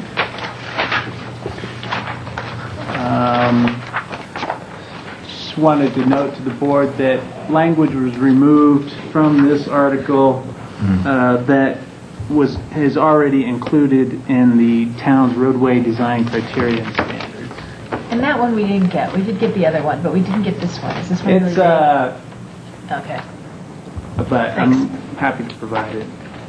Nope, I just, And it the goes only- short like the other one. I think the only real recent changes, and they're not even that recent, are requiring the detached sidewalks, I think. And I don't know if maybe there's some other engineering issues, but I can't think of anything else that's changed in that. Matt, I'm way off on this page Oh, here. okay. Where? how- 92 of the black line. Yeah, I'm on 92, but I'm 16, not. 17, 10 is where it starts. And would you repeat what you got rid of again? Just any language that was that is already included in the town's roadway okay. design criteria and standards, so that a developer they're not trying to Compare. Right, compare okay. what's in the code and what's in that. We felt it best just to have it in the roadway design criteria and standards. Okay. And then, let's see.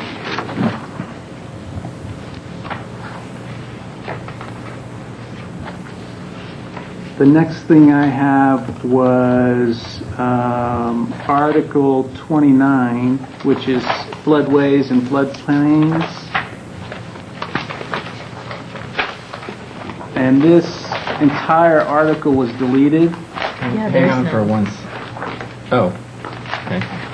I noticed there was no 29. Yeah, and we'll have to renumber the code once the board's comfortable with it. And this was deleted simply because there's state standards that are already in place for this that we have to follow. So there's no need to have it in two places.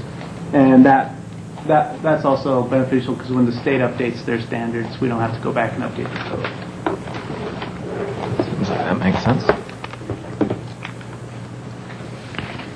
Okay. And then the last two I had was Article 32, which is telecommunication facilities. This section was expanded and updated for further clarification, and Fred can, if you have any comments you want to provide, or Kendra. Our old article contains outdated terminology, because the technology has changed since we adopted our prior code. So it's really an update to terminology. It doesn't change anything substantive.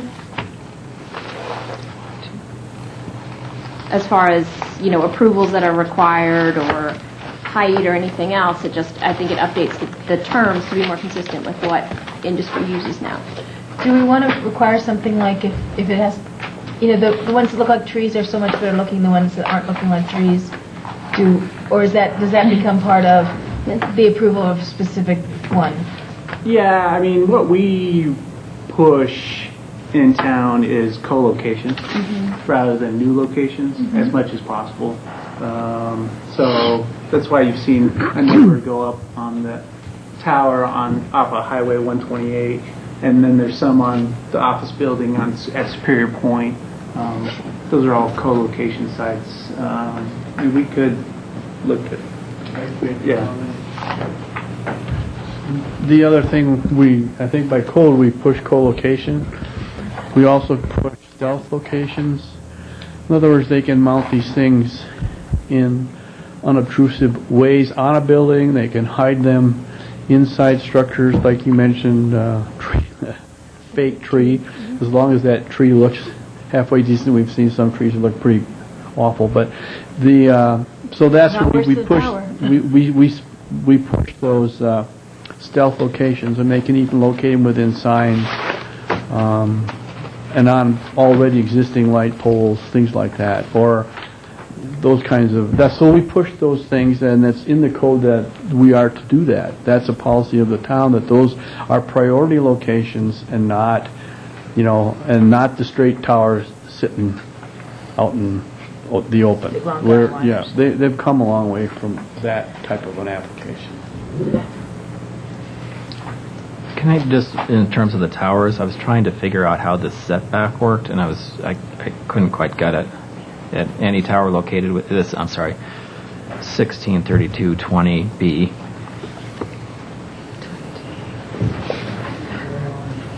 Any tower located within 250 feet of any property zoned for residential shall be set back from each property line 1 foot for every 1 foot of tower height plus an additional 10 feet.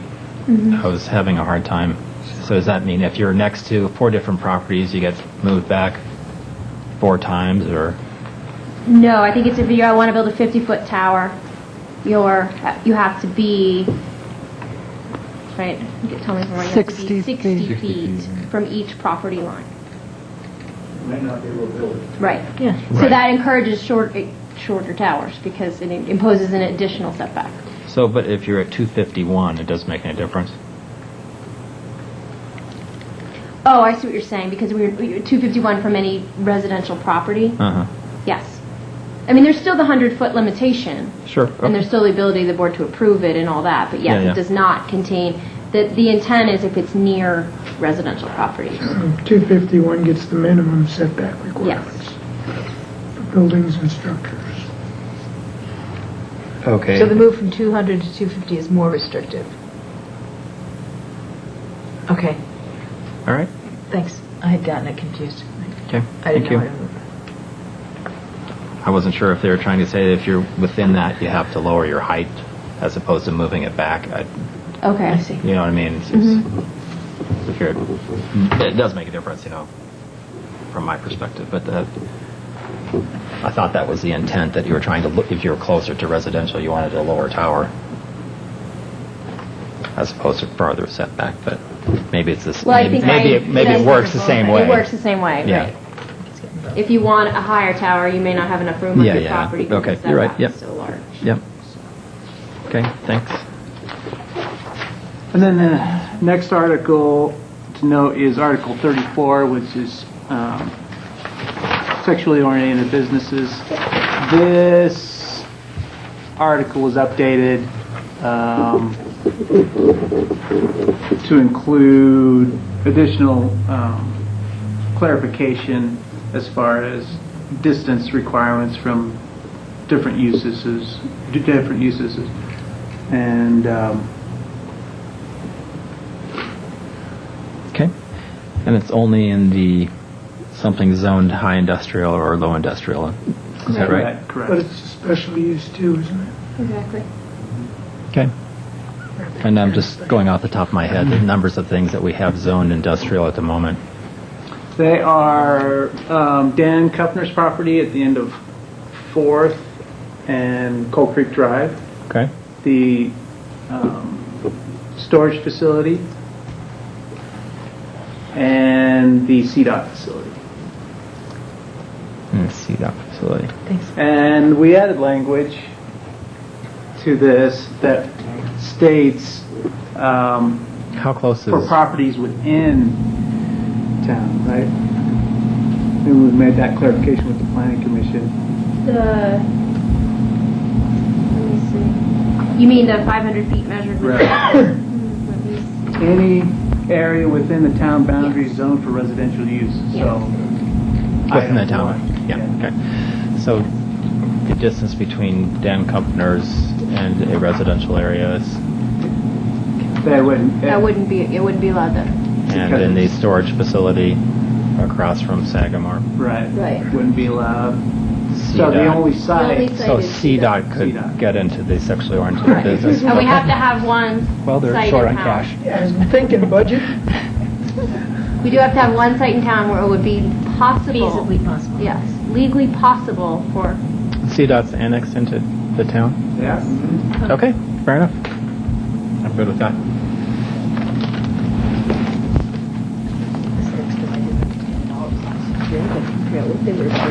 Is that it? That was it. All right, let's just approve it and move on. Okay. Okay, so let's, thank you for reviewing that, and also congratulations to the Planning Commission for all their hard work. That was amazing. Let's go page by page now for people's minor nits. Is that okay? So, I'm going to start with... I have one that I can't figure out what page it would be on, because it was on one of these policies. Sure, okay. Okay. So the one I had an issue with was on page 3 of the one that says items for possible future consideration. And it talks about changing the length of time that applications could be considered. And it's under Article 8. It talks about revising language to 30 days from something, and the one above that said revising 45 to 75 days, and the one above. So there were several places where it talked about changing time limits. And part of the discussion said they wanted to make it have longer time because of the economy or something like that. I don't want to allow longer time periods. I think we don't plan for the for what our time period is now, just because we're slow economy. I want to keep things, if things are going to move, I want them to keep moving, and I don't want to have a lot of time that's things are allowed to delay and slow down and whatever. I would prefer that it be possible to get something accomplished within one sitting of a 2-year board or something. And if we start adding up all these times, I wasn't sure it was. So Which times? I only see a couple here, but I see one. I see two. One is in the middle of page 3 and one's at the bottom of page 3. It's not a big deal. It's just a philosophy of changing things to longer time, and I'm not in favor of it. So since this is sort of a policy document. But these things weren't. This is a category of things that weren't done, right? No, I thought they. Well. Yeah, those guess are I- items for future, right? Right. I guess I didn't cross-reference it, but I thought these things were things to think about in the future and weren't incorporated. This was during the process, and they made a decision. And I think, like the one on the bottom, just here, gave let's the just check. time It was in this one too. that staff had to act. Doesn't that just give us more time to review an And I'd like to see everybody application? keep moving. So I guess. I don't know why we What's 6? insist on giving ourselves a tighter deadline. 8. It also C2. relates only to, I think it's the section that's about exemption, subdivision exemption, Which is rarely, if ever, used. Right. I don't. It says subdivisions. In other words, it's rezoning and zoning amendments. So 16, I don't think so. 20. It's the time frame to review exemption applications. 16.820C. C, exemption review procedures, or the exemption review when a procedures. request must be. Oh, is it? Yeah, this is Yeah. just for exemptions. Yeah. Okay, I thought it was more broad than that because I was reading No, this, and then I read that. Yeah, no. Yeah, it's a lot of back and forth. Anyway, I don't want to see us extend deadlines more, and I'd in fact like to know if there's a way we can put in something that says if people are supposed to do residential and commercial, and they stop after residential, but there's some consequence. But anyway, Well, that can be controlled through the plan development and the phasing. Yeah, it's the right place to do it. yes, well, tell me about Palmonte. Well, Hard They when just go stopped. bankrupt. they stop, period. What are you gonna do? That's what I'm asking. Well, how do we make there be a consequence as opposed to being able to just walk Well, away? and part of it is the market also. I know, Yeah. but that's not so much our problem. We had an agreement on the yeah. But anyway, if this is the place, so I was thinking about broader philosophical stuff before going into all these things. But anyway, all right. Page by page. Can It's we work up off? I think the pages are the same, but can we work off the marked up copy? Does everybody have that? So, any questions about Oh, page? yeah. Yeah, if we can refer to a section, sorry, mine paginating completely differently. Okay, just for the board, and if there's an issue, then we'll cite the issue. So, any questions about page 1, 2, 3? This is not a question, 4, it's a 5. typo. Okay, yep, typo. Typo, 16110B, jurisdiction, there's an extra word in there. Either shall be Shall applicable apply. or shall be, or shall apply to, but Yep. not be applied to.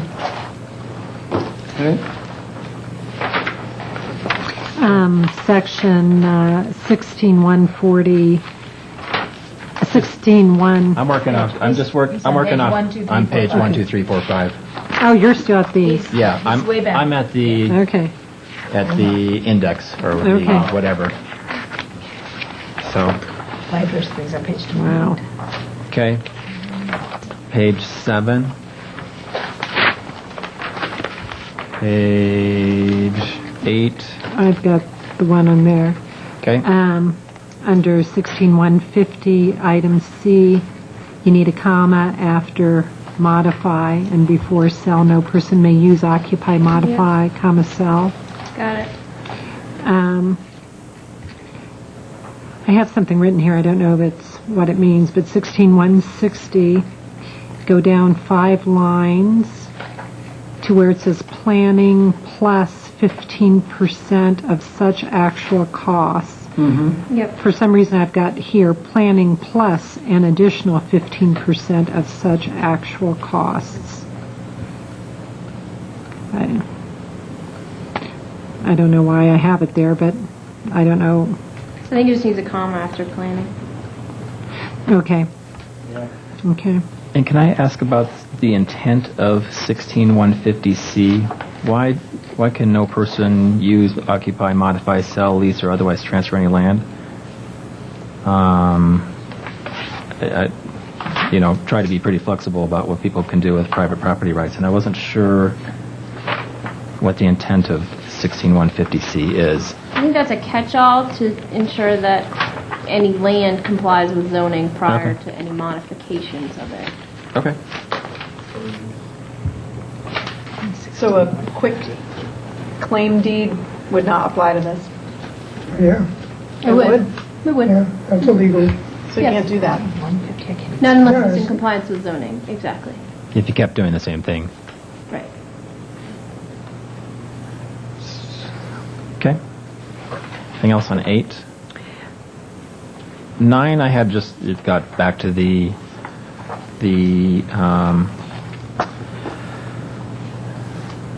mother-in-law unit question, not used for sleeping, any accessory structure which has to do with the garage.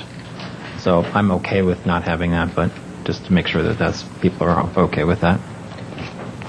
We're Accessory structure. 16170G. Okay.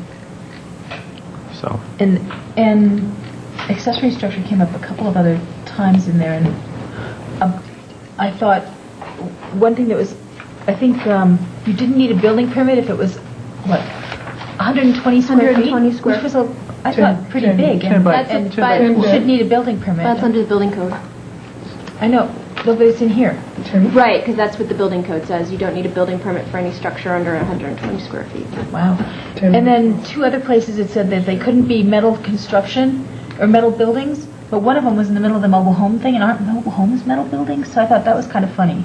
So, but anyway, I'm not arguing that we should have Yeah. metal buildings. I'm just saying Okay. it seemed funny in the middle of a bunch of mobile homes that your outbuilding couldn't be metal if your home building could be metal. So And our temporary ice rink. just a Right. comment. Anyway, never mind. Yeah, So- that's really a wind load requirement for sheds. I've got a hyphen addition Yes. on this page under bed and breakfast. A short hyphen term guests. You don't want just plain short term guests. Okay, got it. You'll get my Can only have tall English people. training in here. Still on that page, architectural feature, but not an integral part of a sign which may consist of landscaping.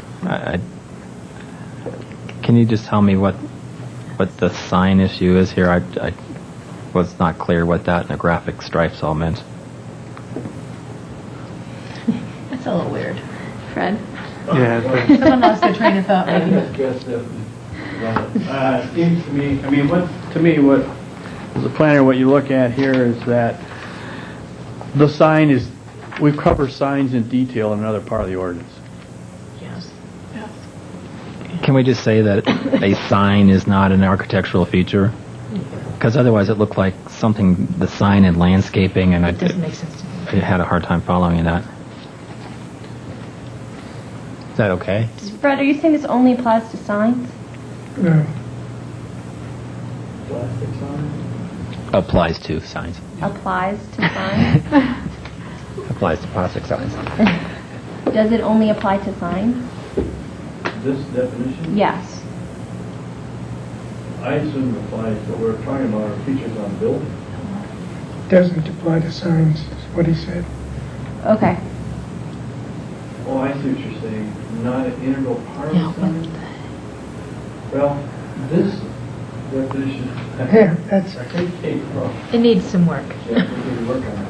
Why don't you work on that Okay, one? yeah, because Okay. I was reading it and I couldn't follow it at all. That one's... Also on that page, best management practices was eliminated. That was in the floodplain? Yeah. Just for the floodplain. It's referenced. That term is used in other places, though. it is in the back of that code. So we It's either where- eliminate it or we Where I need to have, keep it. In fact, I had a question. What are BMPs when it came up?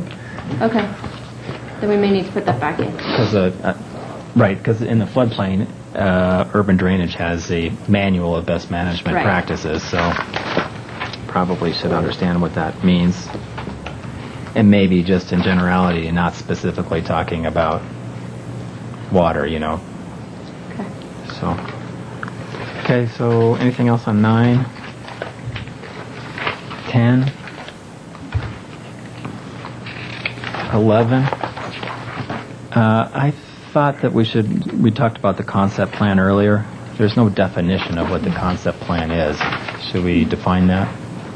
I think we addressed that in the actual concept plan section Okay. as to exactly what is required in a concept plan. So rather than defining it, we outlined the requirements for it. Okay. We could do a cross-reference back to that section.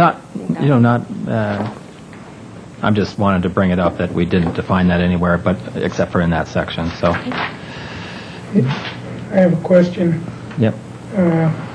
which will betray the fact that I didn't read every word of the code, but is there a reason why, is the definition of domestic partnership important to the code? Yes. Yes. And why? It had to do with the number of residents, I think, in a Right. Yes. Yep. that are allowed within a single-family Unrelated? residence. Yes. Exactly. Yep. Okay. If you go to the definition of family, it refers to domestic partnership in the Okay. definition of family, and then family goes back to single family, so. See, that's where you caught me, because I didn't do all of that. Daycare home, also on that page, so it says 6 or fewer children. Is there what is something that has adults in it? You know, an adult daycare home. Is that called something else? Generally, yes. Let me find out. Is that the thing that had to do with Family care state home. licensing or things like Right? that? No, that's not family care home. There's another one. There is a care thing, I remember seeing it. Group home. Group home, group living quarters. There's group home, group living quarters. And I thought there was large total care facility. Right. Yes, an enlarged total care facility. So there's a number of different adult group home definitions. Okay, all right. Anything else on 11? 12? Just a question on why we would delete easement, the definition of easement. Because it's a legal definition. So rather than define it in our code, I think, if we define it in our code and somebody comes in with a valid easement that doesn't quite fit our definition, then that creates a problem. And why did we define facility?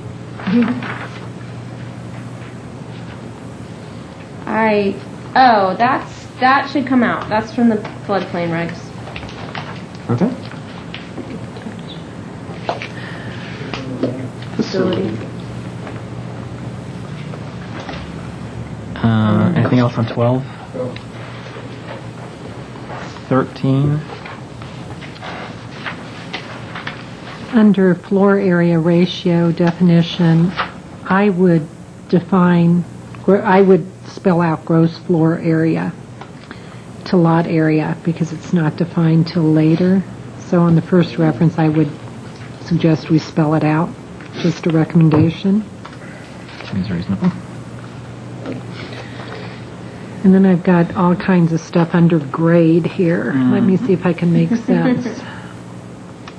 I said on base grade or ground level. Are you using those interchangeably, or are they two different things?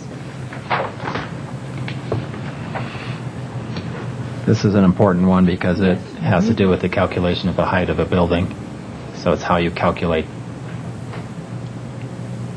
Fred?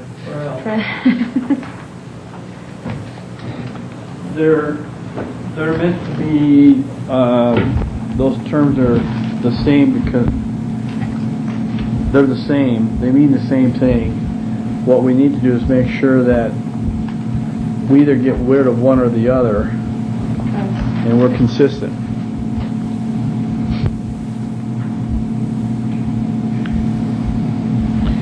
There is no definition of base grade. So it seems So like... it should be just the ground level of the all exterior walls of the building. Because I thought we defined that somewhere, right? Well- the average of something. Well, You know, this to- grade in order- is the Grade average. is the average of the ground levels of the center of all exterior Right. walls. Fred, I'm not seeing a definition for ground level, There's not. There's Not. not. There's none. so should we have one?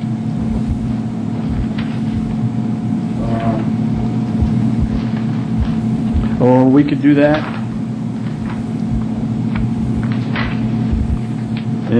Yeah, I mean, we can do that. Okay, and then following that definition, I did this several weeks back, so let me say, at the end of the third line where it says, then grade is set from the finished site, and I've got that circled and said determined from the finished site. I didn't know if set. I think determined sounds...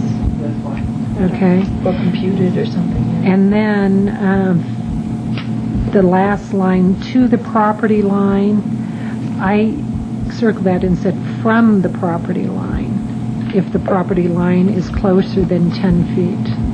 Yep.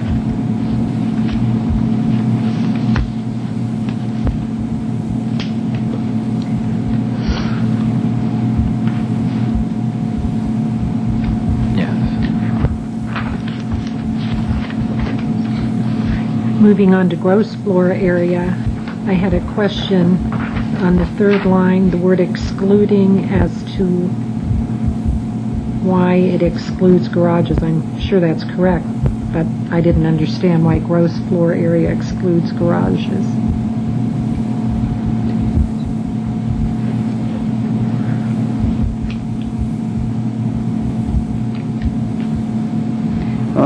This gross floor area is used in terms of commercial structures.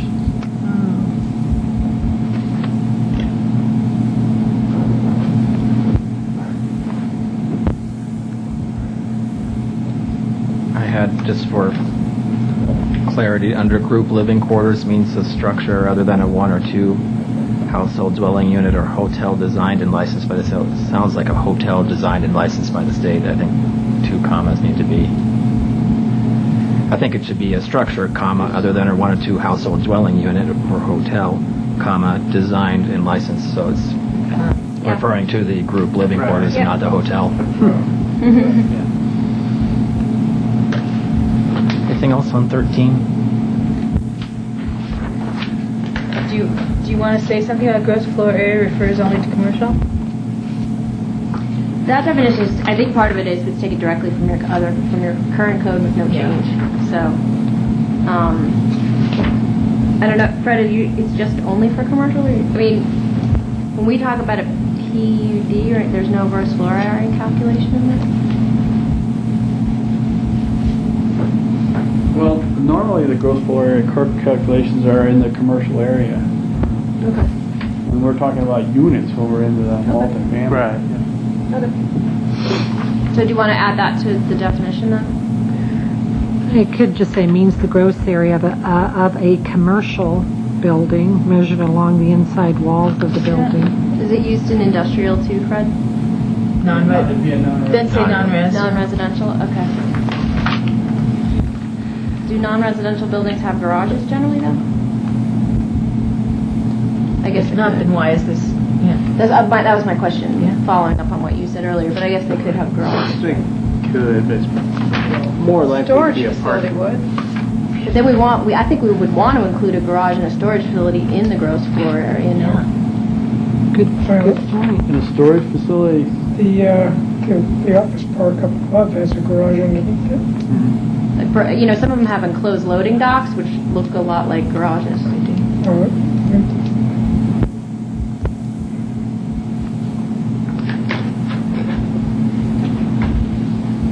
I'm just asking, it seems in commercial areas, if there is a garage, you may want to include that in gross floor area because it's usually part and parcel to the use of the building rather than a detached, separate.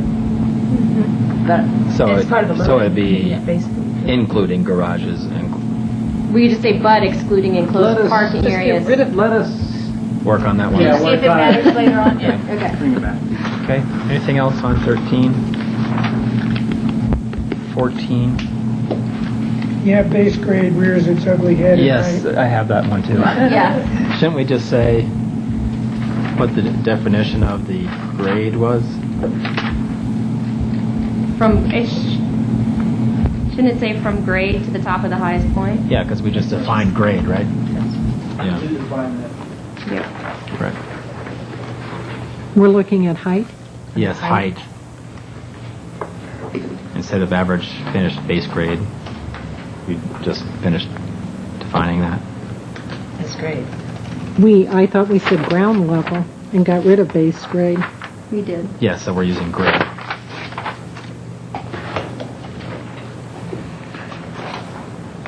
Some minor thing. What is a sanatorium under hospital?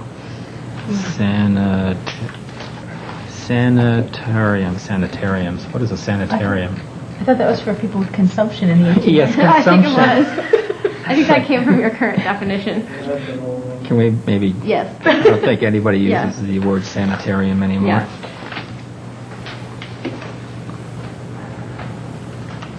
Anything else on? Tuberculosis. It's wasn't it? TB. Yeah, it's a TB hospital. Coming but back. It is coming back, but I don't think we send anybody to sanitariums. Anything else on 14? 15? I had just a minor thing under junk. I don't know why we said, why can't we just say scrap metal as opposed to brass, iron, lead, tin, zinc, and all of the scrap metal? I mean, I think you're right. seems like we've covered most everything there. And what is an intermediate large total care facility? Under large total care facility means community-based residential facilities, intermediate care institutions. What does that mean? Something to somebody? Is that a halfway house? Outpatient. No, we have a halfway house. I mean, I think we were how about assisted I mean, normally care? how we do it. independent living? That's how we define things, right? You have skilled nursing facilities, which Yeah. provide Right. skilled care. There's long-term care, which is a nursing home, and then there's assisted living. Yeah. So these are terms that I don't think follow common terminology now. You want to just use like assisted care? Yeah, I mean, I think, right. We just have to we have to change all the charts, so we just have to note to self, because all of the charts refer to all of the terms that we use in the definitions. So. Because at least I would say, includes, community-based residential facilities, long-term care facilities, skilled nursing facilities, and maybe assisted living facilities would go in there as well. But you're not changing the big thing, the large total care facilities staying the same, right? No, you need a definition of what that means, but the terms underneath it don't. Oh, I see. But you're Okay. keeping the same italicized term. You're Yes. just defining it. Right. So it doesn't change your charts, that's Right. all I'm saying. Okay. Oh, so it right, doesn't 'cause you- change the That's what charts. she's saying. Okay. Yeah, I I'm sorry, see. yeah. So I'd keep that, because those are things, but just the terminology doesn't seem to make much sense. And if we care about hyphens, it would be total hyphen care and intermediate hyphen care. And you could do nursing hyphen care, although that one's self-explanatory. So maybe just a little work on that. Yep. Okay. Anything else on 15? 16? 17? I wasn't sure on 17 what the difference between nursing care home and a nursing care institution is. Not that I care too much. but- Size. Is it size? Okay. It's the number of persons. More than 9 persons. Oh, thank Not you. more Okay. than Yep. nine. Yep. Thank you very much. 18.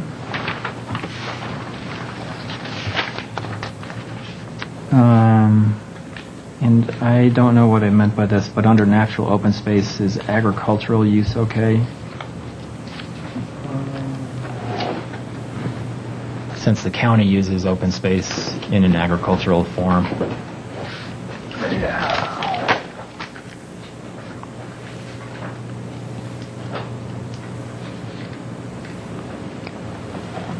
Which page was that? Say that again? Internatural open space. Yeah. Is agricultural use okay?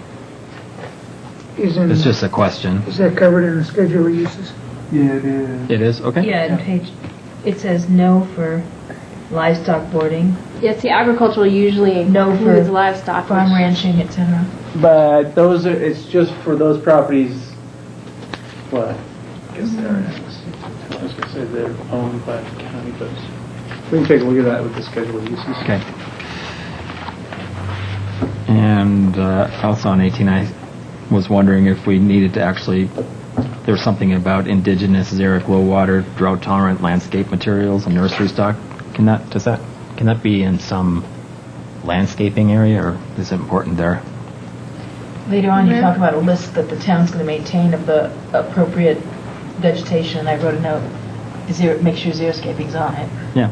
So it seems like If you're it's going to have a list somewhere in town anyway.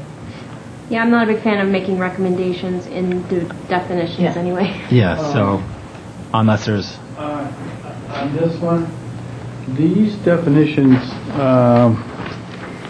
were adopted by the town after a lot of input from ProStack, I believe. Matt, isn't that Yeah, correct? correct.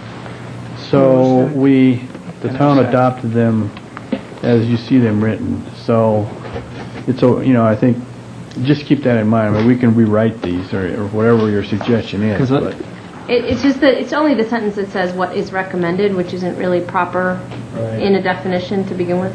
because what you're saying is developed open space can include landscaping around buildings or structures, and then we're going on to this big long list of things. Yes. Can't we just leave it as landscaping around buildings or structures? Makes sense to me.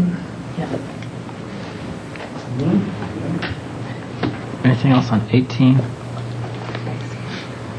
19? 20? Only on 20, it didn't seem under pollution or pollutant that we talked about air pollution, but maybe that's an issue for somebody else. It seemed like just waters. Yeah, good point.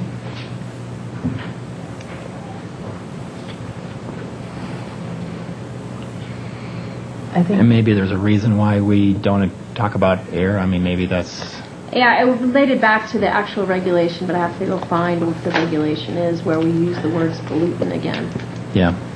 Maybe if someone could just make sure we don't need it.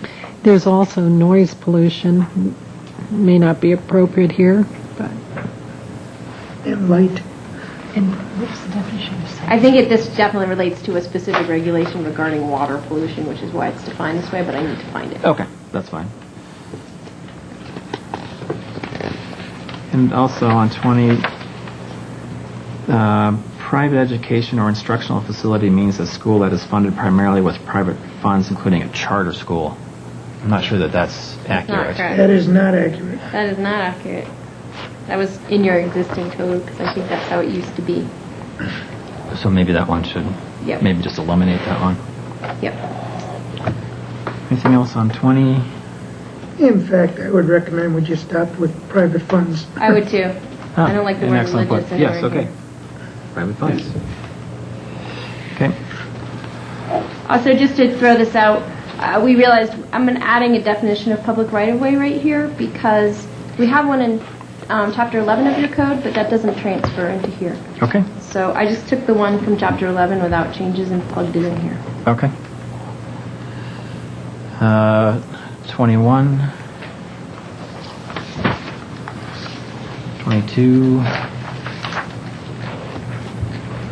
23. This is where I found the BMP, and maybe that's, Joe, where you saw it too. Stormwater management describes the BMPs. Right. Well, and then the BMPs are discussed at the end of the code in great detail. Okay. Whether one, We'll put the BMP back. Okay. Special events. Why is it more than one day? Other types of events that run for longer than one day. But It's the way it was in the code. But I agree with you. I don't know why it would be. can a special event occur on one day? Yes. Seems like it would. So maybe get rid of the 1 day and just Yeah. say not longer than 2 weeks. Or not longer than 2 weeks. period. Yeah.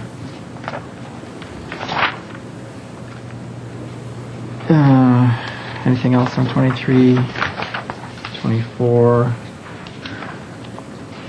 My only thing I had to do with the veterinary clinic, whether or not we need to do anything more, or if it's just because we're talking about kennels.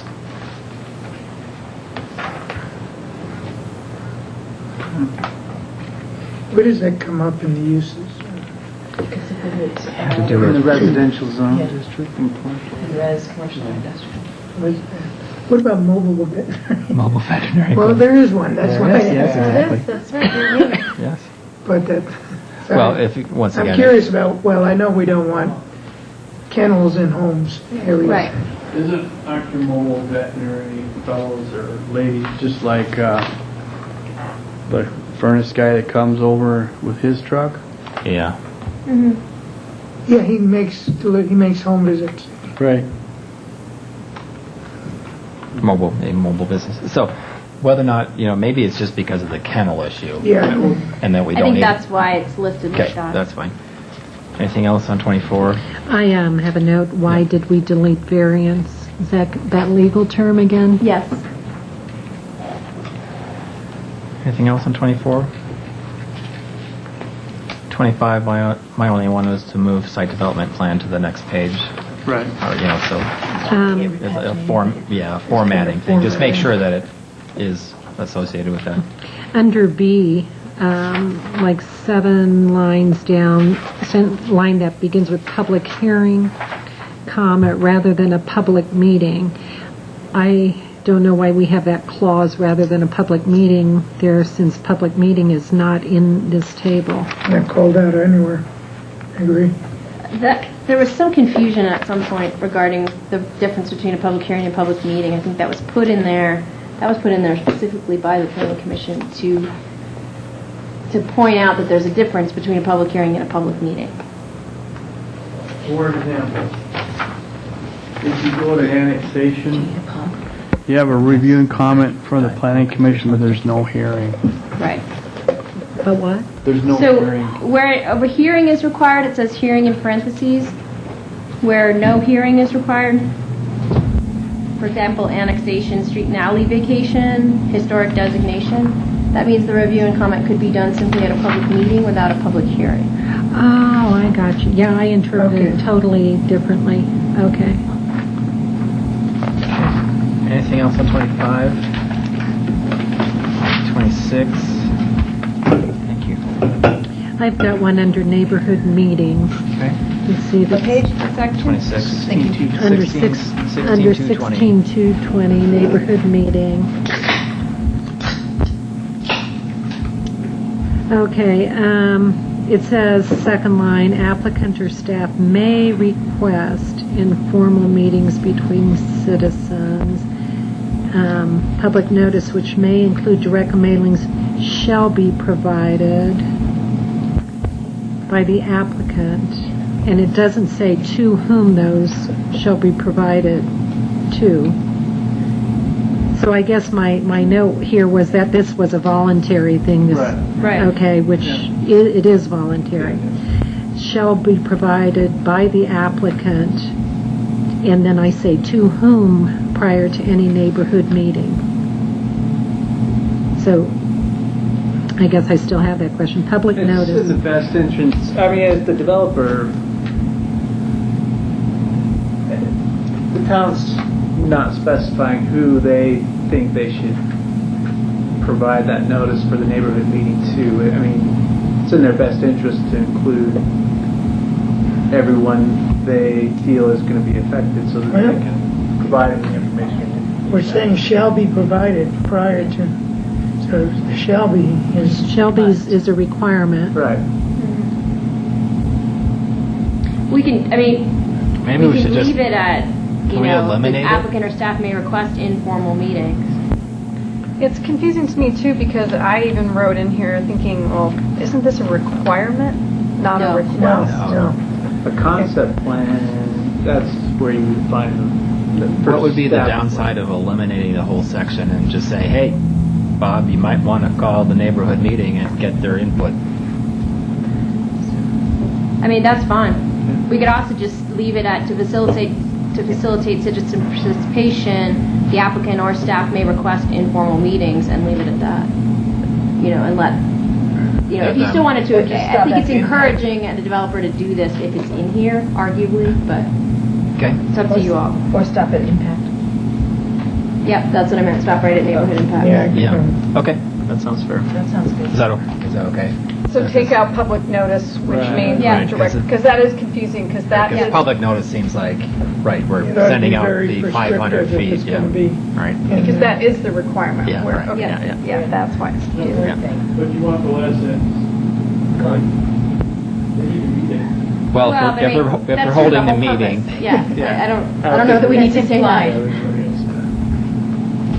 It could be a virtual meeting. virtual meeting, Skyped, it's all Skyped. Anything else on 26? 27? I'm sorry.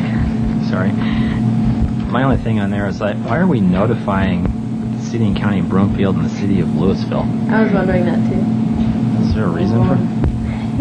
They never notify us. Why would Exactly. we notify them? Well, I don't know. They used to. They don't anymore.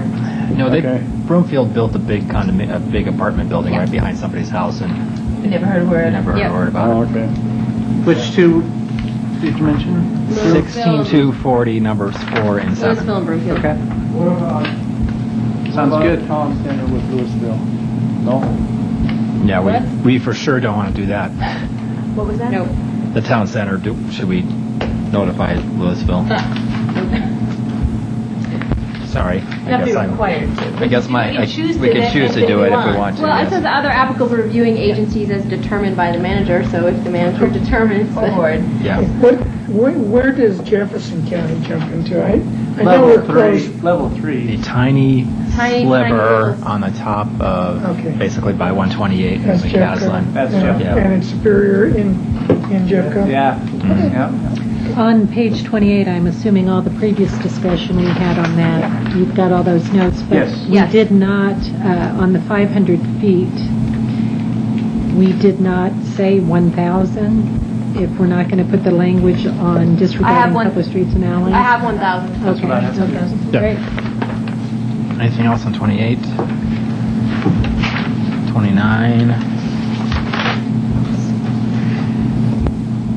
On 29, I had a question. Uh-huh.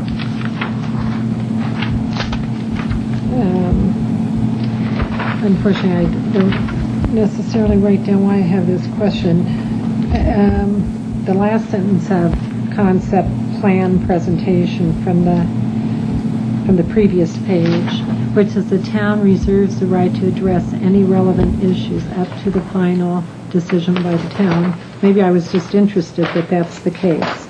I don't know why I highlighted it. That's intended to preserve our ability. If the board misses some crucial point during the concept plan presentation, I think we're notifying the applicant that that doesn't mean we've waived We've discussion finalized our decision. later. Okay. That's important. And then I just have a note here, and it may be to myself, under 8 on page 30, where it itemizes all those numbers 1 through 12, significantly alters the drainage plan. Mm-hmm. And I said Remington question mark. Did that significantly alter the drainage plan? Where it was actually... Well, this section is specifically for final development plans that have already been approved, and that hasn't occurred yet for Remington Homes. Oh, modifications. Yeah, of because we'll approved require permits and a full plans. drainage analysis. Okay. That's there because if they significantly alter the drainage plan, usually it has now an impact on the site plan. It starts to ripple like domino Right. effect, so that's Right. why that's...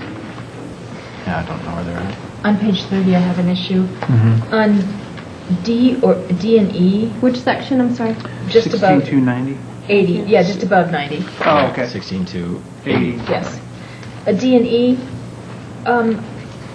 I know that we had meetings where they didn't give us the stuff 10 days before the presentation. Is it and we should have, is there any, like, what's the implied or, you know? it's like, Recourse. or there is no meeting, or, Yes, you know, I mean, what- that's the implied or they don't get set for Okay. the meeting. Because I know that they have done that to us before, and they expected a meeting. And Right. so I think we just need, okay. Anything else on 30? 30 Yes. Oh, Yes, okay. yes. See, I was getting ready to change What's pages.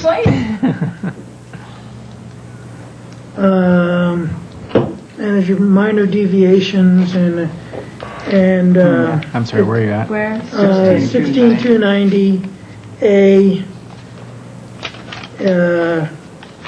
9, and then a related one is 161050 on page 75, minor changes in heights.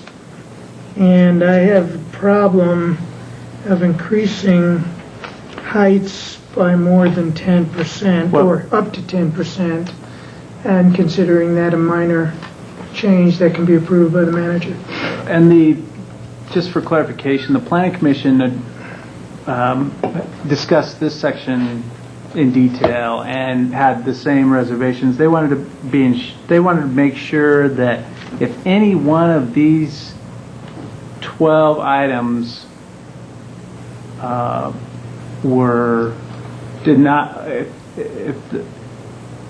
if any one of these 12 items were changed, it's not minor. A deviation is not minor if it does the following. You're right. So if it does any one of these 12 things, it's not a minor amendment, and it Right, has to so come. 10% is, 9% is okay, but 10% is But I think the what Joe's saying is threshold. 9% is not okay with you. Yeah, I don't think up to 10% is minor. If it goes above what we consider the max height. It can't So go. the percentage you say should be lowered, is that what? Well, I don't think it should go over what we prescribe as the maximum Limited height. by 32 feet, up to 32 Or feet. I assume if that- we set a maximum height in a development So, plan. so what you're saying is, if it says, it would say then increases the height of the structures, period. Yeah, that's fine with me. Is it more than, so the question is, I'm concerned about if the it's maximum below 32 height. feet, if it goes from 29 to 32, I would not consider that major. But if we had a development plan that allowed more than any maximum height we prescribe. Well, if it were 30 and we increased it by 10%, it would become 33, and that's over the max of 30. But if Which we means- but prescribe it the can't go higher, if we have a development plan, we can ignore the 32 and say 33 is the highest. right, yes. And then he comes in and says, I got this 31-foot building that I want to increase by 10% to make it 34 feet. And then it That should not be minor because it's above the maximum height that is prescribed already. That's my feeling. Maybe saying any height, but I don't think we should say any height because if he's coming in a single story and he's got another story to play with. So do we want to say increases the height of structures by more than 10% or over the approved maximum height for the plan, or whatever the... I think the improved maximum, cannot include, Not exceed the maximum height. cannot exceed. If it's going to exceed the maximum height, that's where I'm getting. It's a major change that has to be considered. Right. And I like your language though where it says of the plan, because we may set a limit for some development plan that's under 32 feet, and we want to stay under 32 feet. Yeah. Because that's what we want, Right. That's. again. Right. So we don't want 32 to necessarily be the max, so of the plan is a great add. Okay. Okay. Very good, thank you. Anything else on 30? 31? I had similar thing on B there at the top of the page. It says the manager may grant an amendment to an SDP or FDP for a restaurant outdoor patio. Do we always want that to fall within the manager's purview? I think I'm okay with that. All I can say is that the ones we've dealt with have been pretty small, like down near the Safeway and places like that. I think we dealt with it also Matt on Buffalo Wild Wings, that came in later. Yeah. You know, And the they had Chinese provisions in the restaurant, PD there Rocky for patios anyway, Yeah. but we just, looked at it, so it made sure that it met the standards that we, the things that are called out in this section or set of rules here. Just noted it. Yep. Parents. See, what, was that I 31? wrestled Yeah, with that, 31. Anything else on 31? 32. 30. Oh, wait, I've wait. got some stuff here. The brain is slowing here. No, I'm trying to write all everybody's comments and get to mine. On C at the top, I have red Sorry, which line. section? Okay, page 32, 16-100, appeals, C. And I have a red line drawn through seeking enforcement of or compliance with the order or decision appealed from. That needs to stay in. I just had it read Planning Commission unless the manager certifies. I don't know why I did it. Does the manager have to certify? I'm sorry? Does the manager have to certify? Is that a legal term? I Or? usually shy away from having anybody certify unless it's required by law. Oh, I see well, we don't have to call it certification, but there does have to be some, this is extraordinary. If the manager is trying to get out of it, the automatic stay that's required for an appeal, we do need to have some formal, we don't have to call it certification. We can say affirms, and we can use another word other than certifies. But certified is a common word here because the manager is required to submit something basically saying it's imminent danger if you allow a stay. Okay, so under C, what I took out needs to stay. Yes. Okay, then go down to the next section, variances.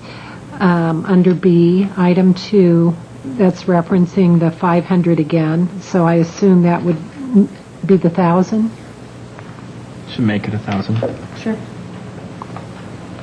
And that has the reference to the intervening public right-of-way, so... I think we should delete that and keep the 1,000. Okay.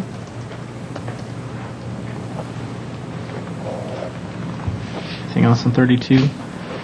Did we talk about on that one that we were going to look at the source of the labels being different, or never mind? That is right. I think that has to be the source. So. Yeah, it has to be the source. Just Do we ever get them from Jefferson County Assessor?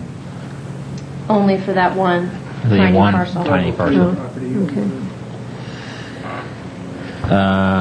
33.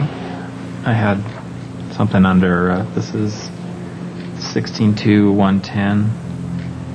C1. If the applicant complies strictly with this chapter and there is no other reasonable use for the property? It is an interesting sentence as it stands. Because it just says there is no. It's just a statement. That's a statement of fact, right? Well, no, Unless I'm missing that's something. the finding that that's you the granted. finding. That basically we're saying if the applicant complied with the chapter, there's no reasonable use of the property. If it's clear to somebody, that's fine. Clear? You're asking for clarity? It's an interesting sentence. Well, just I would, if the applicant complies There's strictly no with, in. yeah, right, exactly. Finds that, like, if maybe needs to be eliminated. That's why they would be granted a variance, Right. because Because if no they other comply, possible- there would be no reasonable Right. use. So a variance can fix that. Okay, that's fine. If we can we go back to B2 on the other page, where we said the 500 feet? I'm assuming if we do any end requirement, like minimum of 50, as Lisa suggested, we would incorporate that language in as well. Yep, that would make sense. Is there a reason, let me just throw this out, that we have this requirement in a variance application and no other application? I mean, this is going to be part of the notice anyway. Yeah, So this it should be doesn't need to be a submittal requirement here at all. It will be a requirement as part of the notice. So I think this whole section can be taken out, actually. The two? Yeah. You know what I'm saying? Because they have to go back to do the public notice that would be required anyway, and that's where we have the requirement. Okay. Good point. Okay.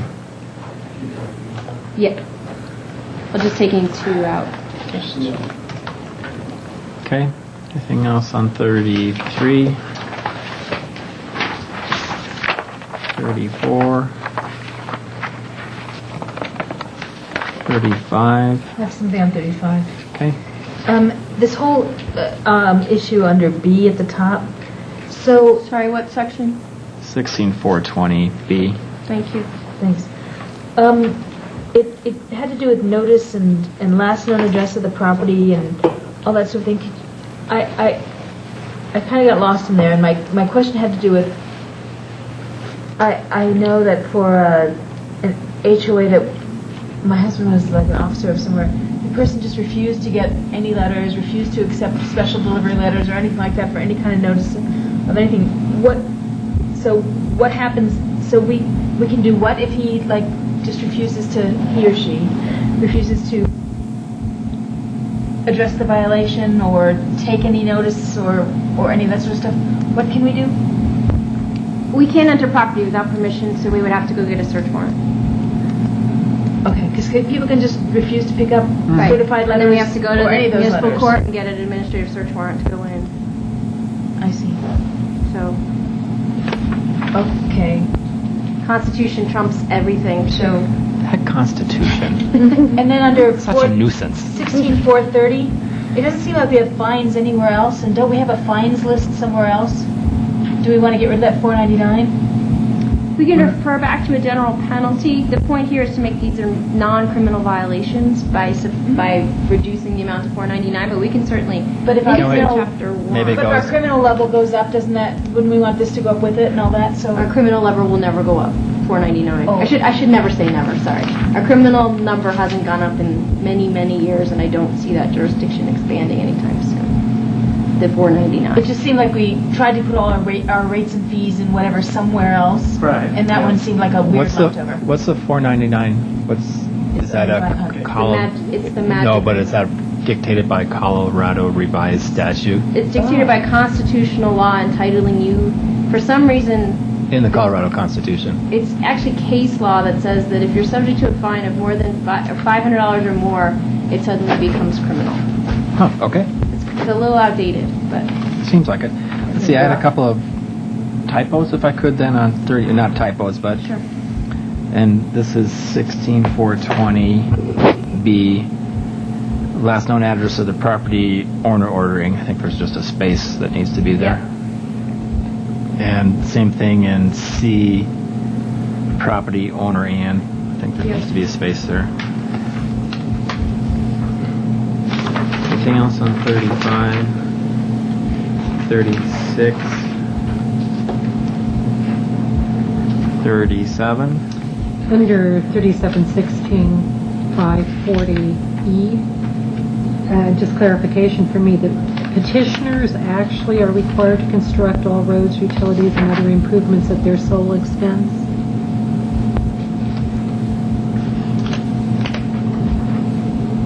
Yes. Yes. I had one thing. It had to do. This is 16540D. It had to do with transferring of water rights, and it's dealt with differently in different locations. But in one location says you can offer a check. I don't know if that meant cash in lieu for water rights, and if that should be included in this one. I mean, I think we always want the water, but. Yeah, I think we can certainly get. You're right. I think in the dedications language, this is in the annexation section, but I think in the dedications it says you can do a cash in lieu payment. So they probably should be parallel, right? Sure. Anything else on 37? Do we want, just to clarify, do you sorry. want cash in lieu for any of these others, or just simply for the water? Let's see. I didn't think about it that way, I guess. C has a cash in lieu. He has, see, that's for land. Okay, so that has cash in lieu. So we just want the cash in lieu for land and water. I guess it's the only one that makes any sense. Yeah. Yeah. Either have it in both places or don't have it Right. in either. Okay. this B, they need to be able to put water around. Yeah. Right. Yeah. So however, just so long they're the same in both locations. Got it. Anything else on 37? 38. I have just a question. What's a three-family residence? Is that some sort of triplex something or other? Never heard of that term. Triplex. Under RL, I'm sorry, this is 16643.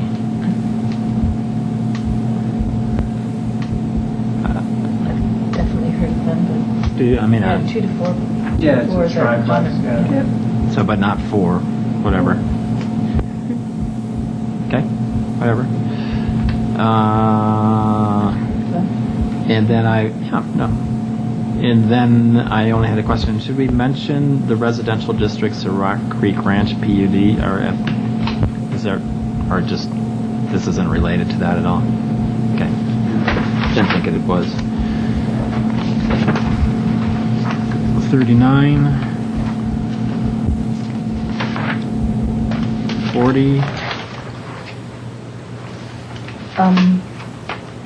Wherever the first reference to government uses there, governmental uses, I guess.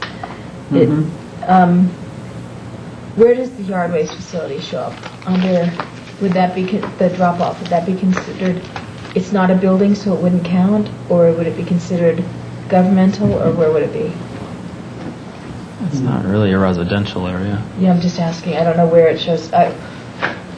How? You mean under the schedule of uses? Yes. Yes. Sort of the whole set of pages here. I'm not sure where it can or should or whatever show up. So I'm just trying to make sure it does show up. I think it would be a governmental use. It seems like it to me. And I just okay. I want to make sure it's okay. Thanks. 41. So we had that thing on that. Couple of changes, so those are included. And so my only big one, do we want to keep the residential character street district? I don't know. It's a topic for another day, but Where's that? RCS district. Ooh. We made it, to have to have businesses in the original town, but it's never been used, as far as I can tell, to any great degree. But Wasn't that only in original town? Yes. it's not all of original town either. I think it's like a couple of streets or something. Is that right? I don't remember it anymore. Sure. It's an option if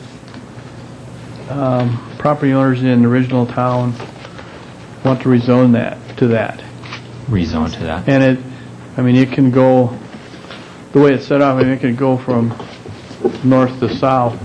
It can't apply to everywhere. As far as, people petition it to, Okay, all right. But it's meant to at least start off in a minor way and then see how that works. I mean, that was the whole idea of the district. Well, we can keep it up. It's not Jeff's the offices. And it was Sue's, and then just the page issue, which is probably will line up with the commercial and mixed. This is, I'm sorry, the bottom of my 41. Just ask. Just make sure that goes to the next page whenever that gets formatted. Neighborhood commercial centers. Where are you at? Just above the RCS district. Would that be a strip mall or a strip facility? I mean, where are you? Footnote 1. Number 1, it's a footnote. Neighborhood commercial centers shall be limited to a total of 10,000 square feet of floor area with no single use greater than 2,500 square feet. What exactly is that referring to in a residential area? Great question. Well, it's for the use of neighborhood convenience stores. Which are all X's. Right. Which are all prohibited. Right. In a residential zone. Part of PD only. Footnote. That footnote doesn't. So you can just apply to delete anything. That footnote doesn't. See, number 1, neighborhood convenience stores. All right. Thank you. So just delete. Yep. Good catch. Deleting the footnote and And renumbering. Yep. 42. I think the only one, the other one that, on page 42, commercial and mixed-use districts. Right. Transportation facilities and terminals on page 42. I just want to make sure that that is commercial. I guess that's commercial, not industrial. It's, okay, never mind, sorry. Typically. Okay. Thanks, sorry. And you got those other ones about extractions and Yep. junk. 43, just the combining that last line to the next page whenever it gets formatted. Yep. Anything else on 43? 44? 45? I thought it was entertaining that child care centers could be in the industrial zone, but anyway. Play with all the machinery. 45? I think I got mine. 46? Likewise. 47? Just so that Hold on here. Where are you under agricultural and open space districts, or are we Schedule. somewhere else? I'm sorry. We agriculture and open space districts, and I've moved on to residential districts unless you had something under the agricultural. And nothing changed from the current code to the Okay. proposed code. So I think I'll just bring this up one more time. The dog park in an open space district, do we want that as prohibited? Is that what it's always been? That's what it is currently in the code. I think we could just eliminate it. It's the government, we're not going to have a private dog park. Prohibited in open space natural. Right. But it's okay. Right. And a conditional use in the open space recreation. Right, and my only concern is that Community Park East, when I looked at the map here of the comp plan, it looks like it is color-coded as open space. I could be wrong. It could say institutional. I can't see the difference. I think it's zoned It's not as open PD. space. Yeah. That sounds familiar. It's all part of the Rock Creek Ranch, so it's PUD. Okay. Yeah. Yeah, so it's not. All right, I'm just looking at the color coding. It's pretty hard to Yeah, see what yeah. that It's is. pretty close. What? Shades are pretty Shades are close. very close. Yeah, incredibly. But I was just Yep. wanted to make sure. Then in the residential districts, just the mobile home and the side yards issues. What about the rear yard? Yeah, The rear 10 yard, feet. maybe missing. or 8, yeah. So if we can, do you want to try to solve that tonight, or? I mean, that would make, from the side yard, I'd make them all 10. I don't see any reason why. And just be Make them all careful. Well, we could Except for- research With the some other communities if you want and come back with Sounds some fair. comparables. Okay. Okay. I mean, all I could say is, these numbers are old. Yeah. Okay. They've been there forever. Right. Time to relook at them. So that one, and why, if we really want 100% coverage of a lot by a mobile home, Right. Absolutely not. and I think probably not. Yeah. Anything else on 47? Where does the 100% coverage come in? It's the blank under maximum Oh, lot yeah. coverage.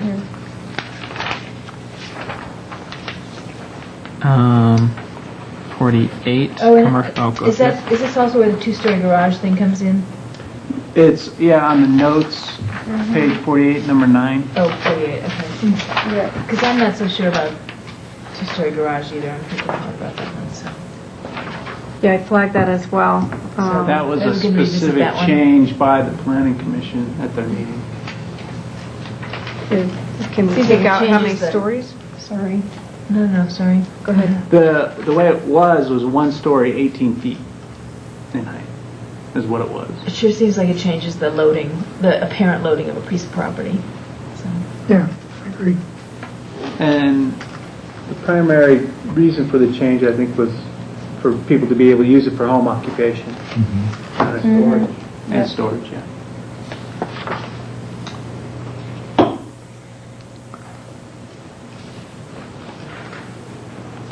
48. I was trying to see what is BR? I couldn't remind myself of that. I'm sorry. In a regional, so I had to note to myself, why do we have residential in a regional business area? It's business residential. Well, at one time, I think there was a thought that there may be some residential that may want to be needed in that. That's all. Is that like that traffic-oriented development sort of thing, or Yeah. Well, we can leave it there. mixed use, or? But it is in mixed use, and I can see that. But, well, we probably don't have a lot of stuff that's zone BR anyway. Anything else on 48? 49? 50? Yeah, still, 120 feet seems pretty big for no building permit. But, Oh, for the shed? yeah. That's, okay. I'm not that I'm willing to go that over, but it seemed pretty big. It's 10 by 12, and like Kendra said, the building department normally does not regulate anything under, below that level, so it's a shed, essentially. Even that's if what's they're gonna provided in the pour- Or building code. even if they're going to pour slab or something. Yeah, that's, Yep.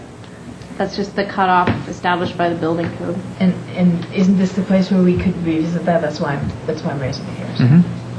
So. It seemed big to me, and accessory uses didn't. It seemed to me it could be an accessory use of a part of, like pouring something right attached to this building as some office, that was going to be 120 square foot office here. Didn't seem like accessory uses had to be a separate building, but maybe I was misunderstanding it.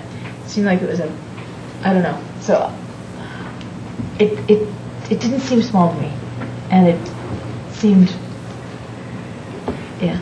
I don't know. Well, why don't we just put this on the things to think about when it comes back? Okay. So, okay. Thank you. That's great, because my brain's not ready to handle. Okay. On 51. Several questions under 166140 home occupations, number 1. I just question whether or not a maximum of one person, other than those members of the immediate family, is still relevant in today's home-based business age. If you look on, if you bring along a GPS and you just say, tell me about miscellaneous shopping in this area, you get a ton of businesses here in town. It's kind of interesting that are on streets that I know are residential streets. So I don't think it doesn't make so much sense to me either.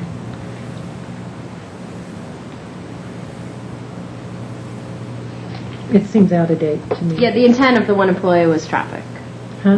That's just the traditional intent is so that you don't have your much next door traffic in neighbor there. with 3 employees every day pulling Right. up, parking, getting out of. But it, parking. to me, doesn't coincide with reality.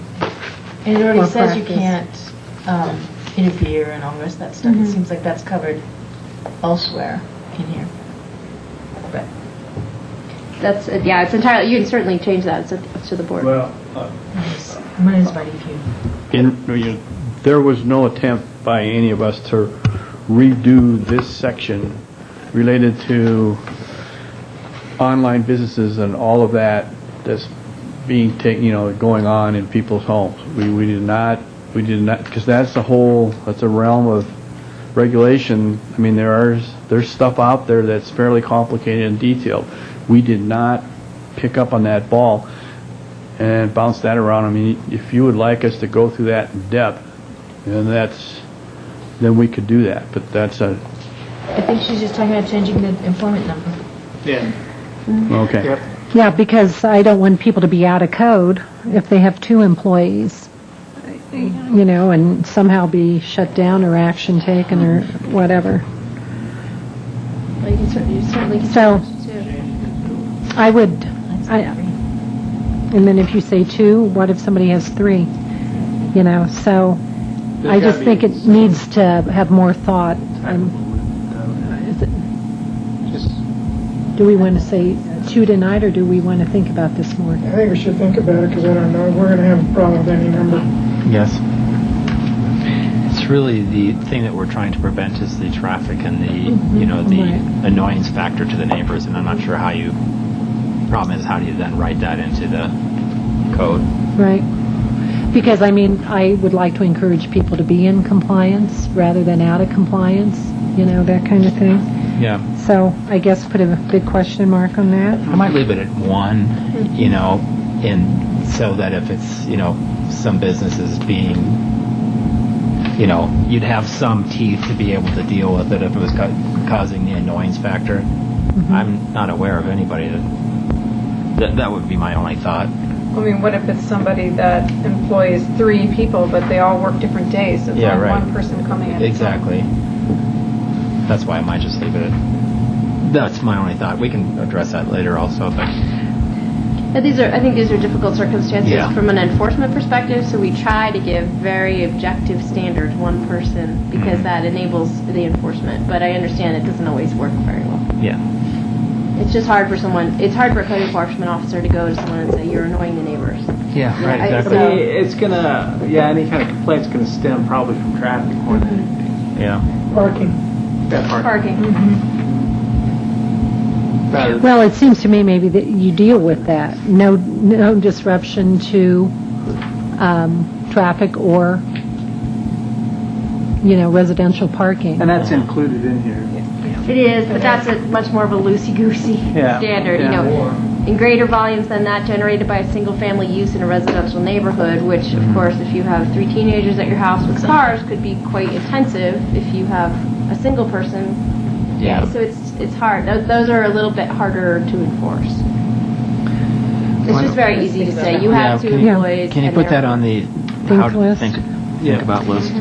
And on 5 under there shall be no selling stock, supplies or products. Stock is an ambiguous term. It's also meant livestock, you know. We also, that is, the other problem is selling supplies or products. I mean, that includes everyone from your Avon lady. That's not realistic anymore, honestly. No. Because every single home occupation probably sells some sort of a product at this point, unless it's service only. You know, and you've got a lot of the Tupperware, Avon, And online stuff. Exactly. So that may be something you want to consider. Getting rid It's of. another one of those things. They could sell whatever they want, just so long as they don't ruffle the neighbors, and maybe it's just a traffic thing. Well, that was also intent. I think the purpose of this historically is large deliveries of boxes from UPS driving up every day, or FedEx, or whoever the more products you sell, the more deliveries you get, which means the more trucks in front of your house, which means the more annoyance to your neighbors. But the problem is that most home occupations these days, or many of them, do involve some product. It's not annoyance, it's disappointment when the UPS truck It doesn't come to your house. It's not for you. All right, well, this is, I don't know if maybe you could see if there's any other. Or maybe there's some interesting standards from neighboring cities or something that might work. I think, I'll be honest, I think a lot of cities leave their old standards on the books, and it's a complaint-based system, and if they don't get a complaint, they don't That was worry about sort it. of my thinking. Going to number 7 on that, I read that in light of caregivers for medical marijuana. And yes. that's where I got a little concerned about odors, noise, fumes. Because I hear, of course, odors, fumes, noise with all the electrical and the ventilation and all that kind of stuff. No traffic shall be generated by such greater volumes. You got the traffic thing, I guess. 8. Lisa notes that in 16.6.148 there needs to be a return after number 7. I saw that.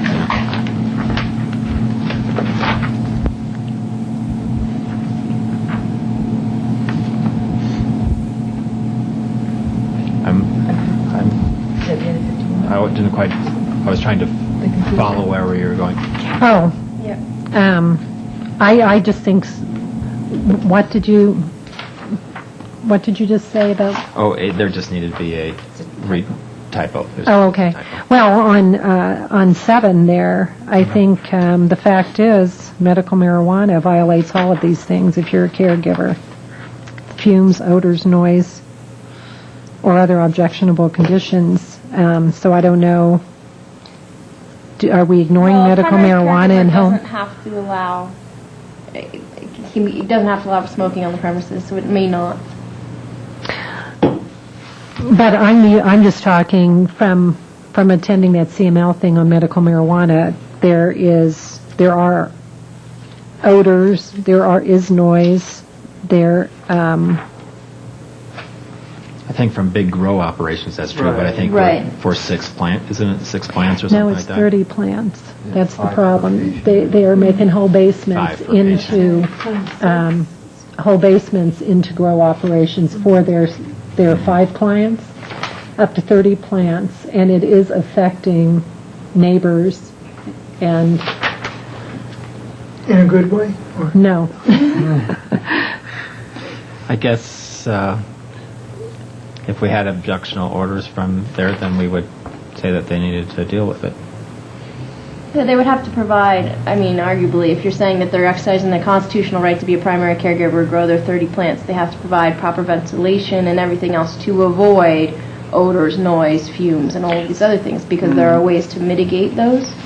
So I think that's what we would say under this section is you can have it as a home occupation, exercising your constitutional right if you mitigate all of the side effects that are prohibited by this section.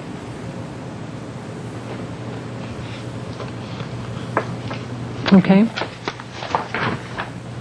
Let's see, where do we get to? 52. 52.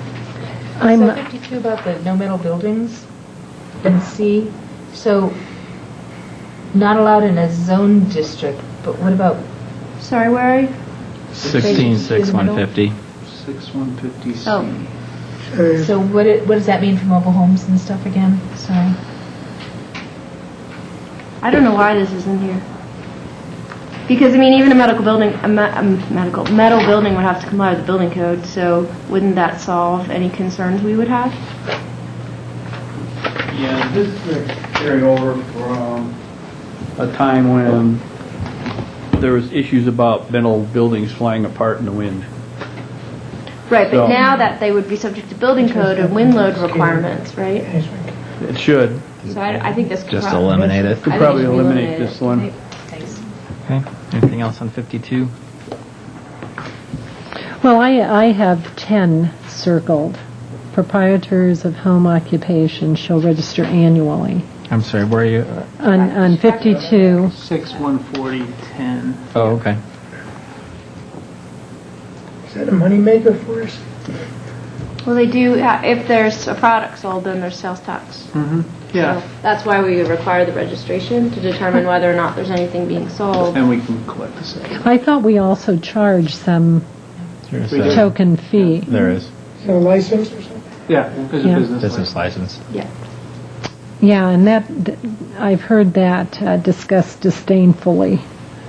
What is? I guess I'd keep it in. I guess I'd keep it in here, and then if we didn't like the amount that was being charged, then address it in that schedule. Okay. Yep. Anything else on 52?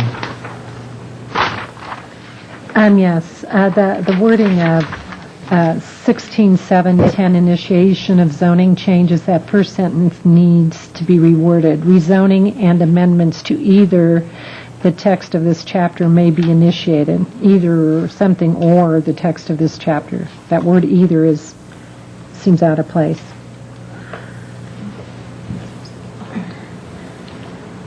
I think it's either or.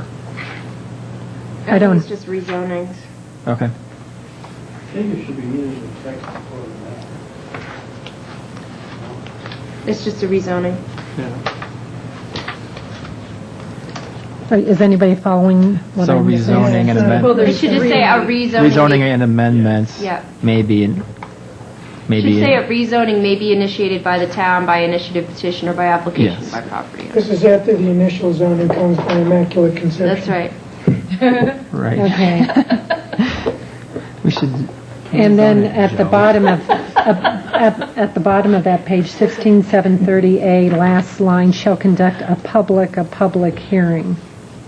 It's got a publics. A very public hearing. Okay. Anything else on 52?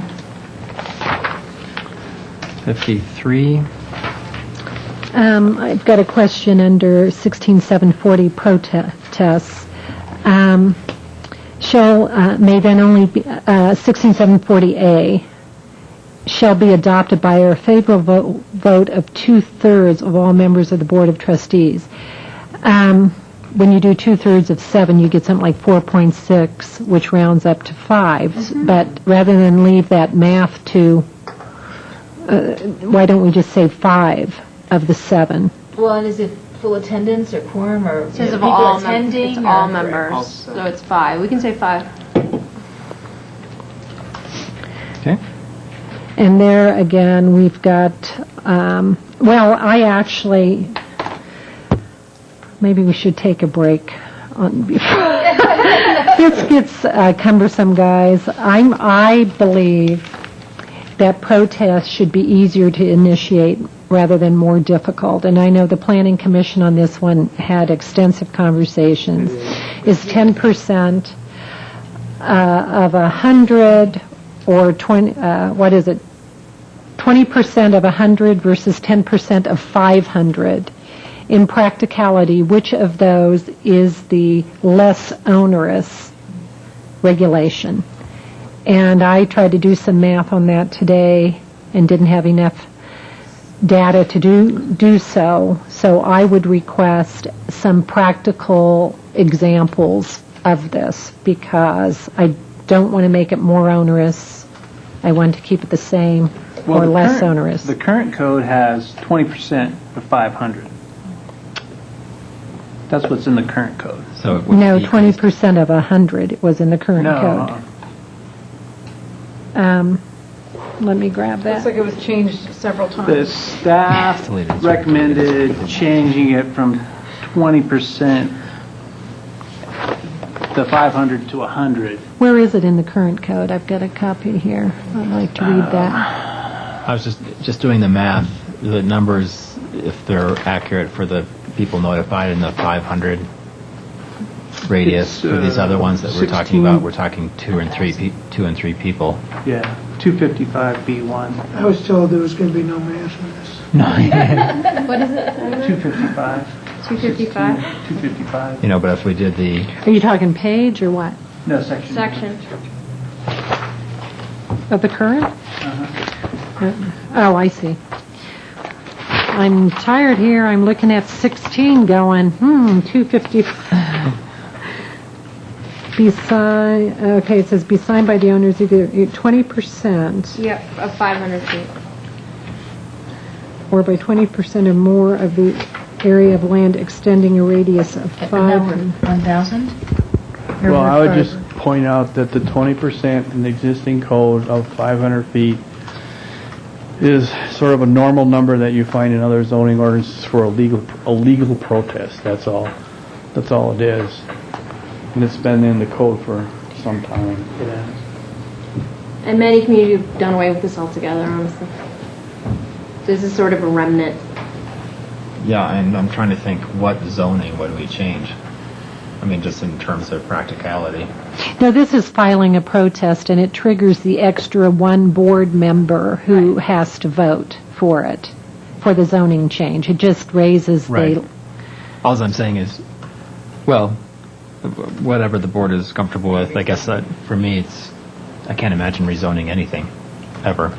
Well, You will have. Yeah. Regional superiors where this would apply more than anything else. When changes people may feel a change needs to be made.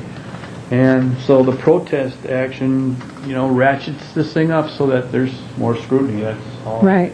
Well, A change in the zoning classification of There- original town? For example, Well, if you want to do some RCS zoning and say the RC, first yeah. 2 blocks, people might get pressure for these kinds of things in the future. I mean, that's where this is going. Carlson Spicer's own business office right now. So, Well, I actually reading the original. Yes, okay. You're right, Matt. So it's actually less onerous the way it's amended Yeah. to 10% of 500 rather than 500 is 20%. less and 500 is less onerous than 1,000. That That's why right. the plan Okay. commission went Okay, thank you. I'm not going to change that to match the 1,000. Okay, that's- No, because it make it harder. Okay.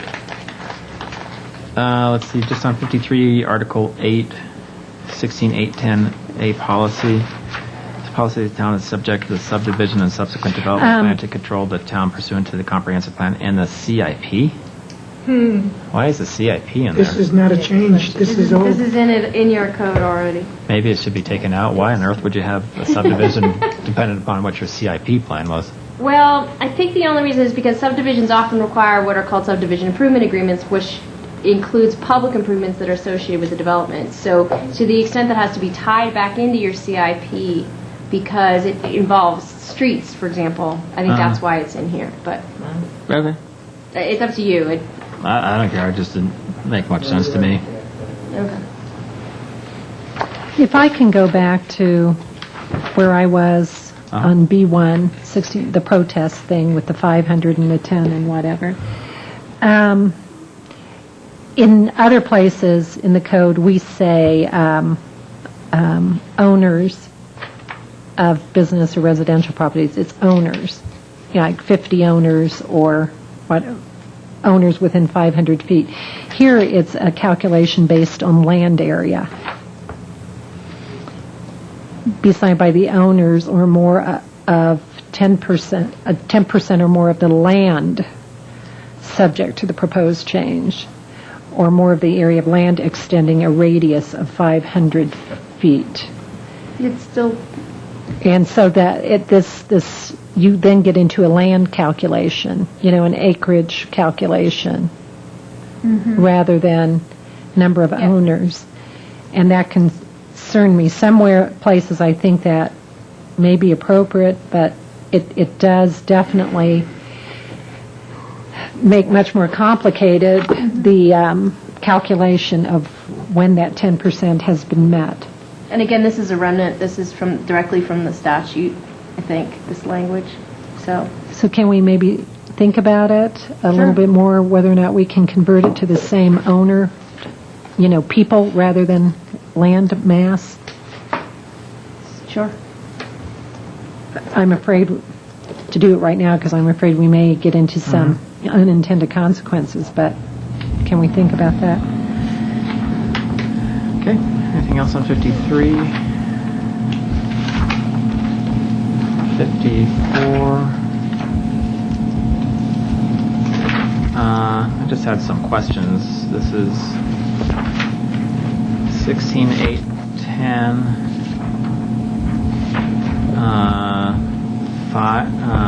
C5. Corner of lots, tracts, or other parcels of lands, all aliquot corners? I'm like, That's old. That's language that is old. I could ask a surveyor. I think they if that has still meaning. use those terms. Yeah, They still they do. do. Any idea what that is? No. I don't know what aliquot corner is. I know what reference corner is. You could probably get on Wikipedia right now. All right. I'm not comfortable not knowing. Okay. Maybe we can just figure out what that is. Yeah. Be nice to have a definition. Then on 7 of that section, centerline streets subdivision boundaries shall be monumented at all angle points and intersections of street center lines at beginning points of curvature, ending points at which the radius changes. Shall be monumented. Do we have monuments in our streets for all those things? We do have monuments. Are they underground? Those little round things? They're the I don't little see round that. things, but they're not in the streets for Not sure. in every, not in every curve. In the center line? I'm certain they're not in every curve. I've never looked. I think they monument it where they find it's necessary, to be quite honest with you. Yeah, that's what And I mean. that's about it. Because, we certainly have we took down a whole big part of the street on Indiana, and I don't see any monuments in the street there. So, I don't want to, just something to think about it. mean, maybe they're underground, maybe they're in a vault somewhere, I don't know. I have a definition of aliquot.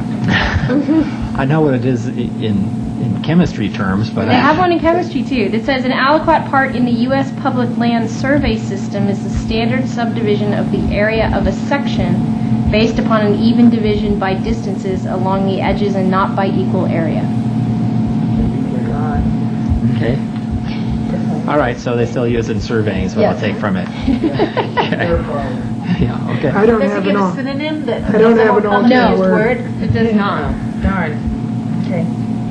The chemistry one is much easier. It's much easier. Yes. It's like a portion. A or portion something of a like- total amount. Yeah, Oh. where you're dropping little bits of a total amount into something. Thanks. 55.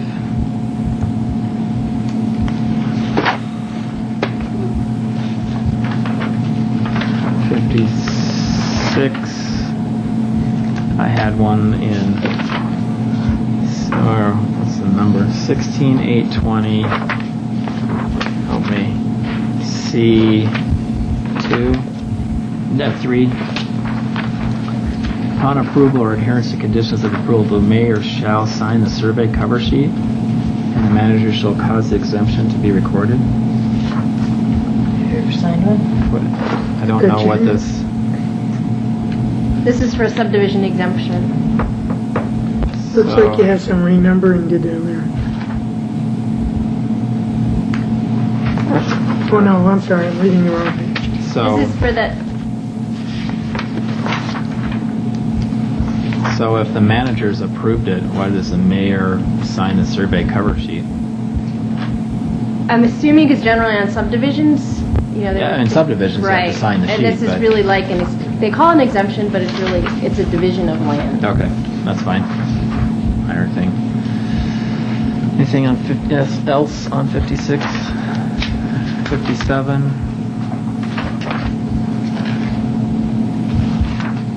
58?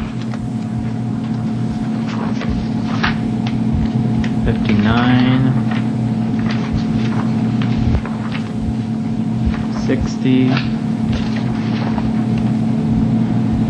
61? Okay, so this is in.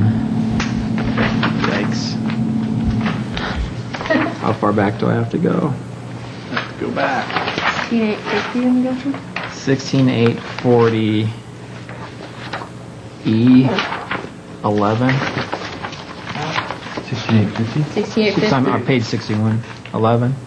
Yep, homeowners association. If the homeowners association or other entities used for for private roads and open space, I'm just wondering what happens if a homeowners association either goes bankrupt or something doesn't come to fruition. So, an HOA for Calmonte, what happens then? And in Sagamore, where I think there is an HOA, but was never implemented. Correct. I mean, maybe it's just for private roads and open space, and so maybe. Well, actually, Calmonte has private roads, so. It does. So once again, we don't need to solve that, but it'd be good to understand what happens in those circumstances. And unfortunately, we've had that come to fruition. Anything else on 61? 62. I had, all right, counting back, yikes. It's Just a few after 15. those. Yeah, 15 and 2 after that. Yeah, 15 in that same section. Mm-hmm. Certification of the land represented by the final plat in any municipal or quasi-municipal district form for the purpose of providing sanitary sewer service and jurisdiction in the platted area. Should we just say SMD1 and it's 16850. Should we just say Superior Metropolitan District number 1 or its successors? That was the word I was looking for. I mean, what other sanitary sewer district will there ever be in town besides us? Sorry, I'm still trying to find out where I am. Okay, I have to count back. So 16, 840. Oh, it's 50. E15. Oh, I see, okay. Any municipal or quasi-municipal district formed for the purpose of providing sanitary sewage service? And we've said that we've made a decision that only Superior Metropolitan District number 1 is that, nobody else, so. And that's fine, we can change that. Do you want to just reflect that that will be that they need certification of inclusion from that district? Yeah. Okay, yeah. Anything else on 62? 16? For water. For what? Sewer, any of those areas that talk about water and sewer, it should just reflect it. It's Okay. SMD, number 1. 63. 64. See, I have notes here, and I have to think about it for a second. So, in that same section, so this is 18A, 18C. Maybe it's 19. Certification of notification of any mineral estate owners associated with the property on which the subdivision is proposed meeting these requirements. Should it be certification and approval from the mineral owners? Or are they just going to be notified? No, it's just notification. Yeah. Okay. All right. Then in the notice, just a couple lines down from that, it says certificate of acceptance as follows notice. There's something about quotation marks in here. The clerk of this town and an official. The clerk of this town and official acceptance. Quotation mark. I was uncertain if that we were missing something there, or. Yeah. Are specifically accepted by this town by recording with the clerk an official acceptance. Yeah, there looks like there's a something got. Well, they're recording an official acceptance. The quotes aren't accurate. There's a extra quote there. So if you could just look at that one. Anything else on 64? 65? It had to do with, I had a question about 1910 is the cutoff of, is that all the subdivisions in original town, and that's why 1910 was picked, or? This is in 16860.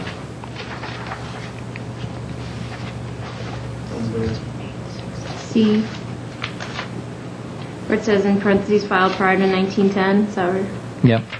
And then in C1, the property is platted as part of the original plat of the town, filed prior to 1910. So maybe that makes sense. I just was wondering I don't know why that's even there. Okay. Anything else on 65? 66? Is this meeting live? Yes. Yep. Because I got a note that my husband says he can't seem to watch it. It's not live. It's not there. Okay. Well, let's get perky. That's technical, you know. Yeah, it doesn't. It's just It shows on the screen. Shows on our screen. Right, I know, but And not the only way to not get the on viewing those folks screens at home. is if it's on Channel 8. All right. Well, Oh, so it's not streaming video. No, we had technical problems with the All website. right. Yeah. That's what he was referring to. Yeah, Okay. we had a problem with our connection when we started, so we'll send them the tape and they can put it on later. Got it. okay. Anything else? The block standards on 16870. I was trying to do how that would had to do with the distance to the street opposite of it, which works pretty well if you have a square street, but everything else, none of that seems like it works. So I don't know if it's important to have it in there, or maybe this, doesn't make any difference, but it was a little hard to figure out how that would all work out. 16870A. Is it needed anymore in the code?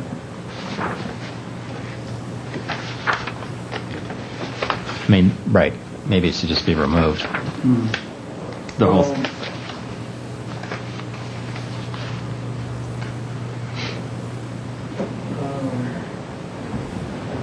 And once again, we don't need to do this on the fly, but if you could look at that for the. Yeah, I think this is a standard block standard, and it's just been carried over. Yeah, because that works for We'll check that out. yeah for original town, but probably no place else. Anything else on 66? 67? In 16920, why was the ETSEC removed from CRS 43-2-302? Can it be amended?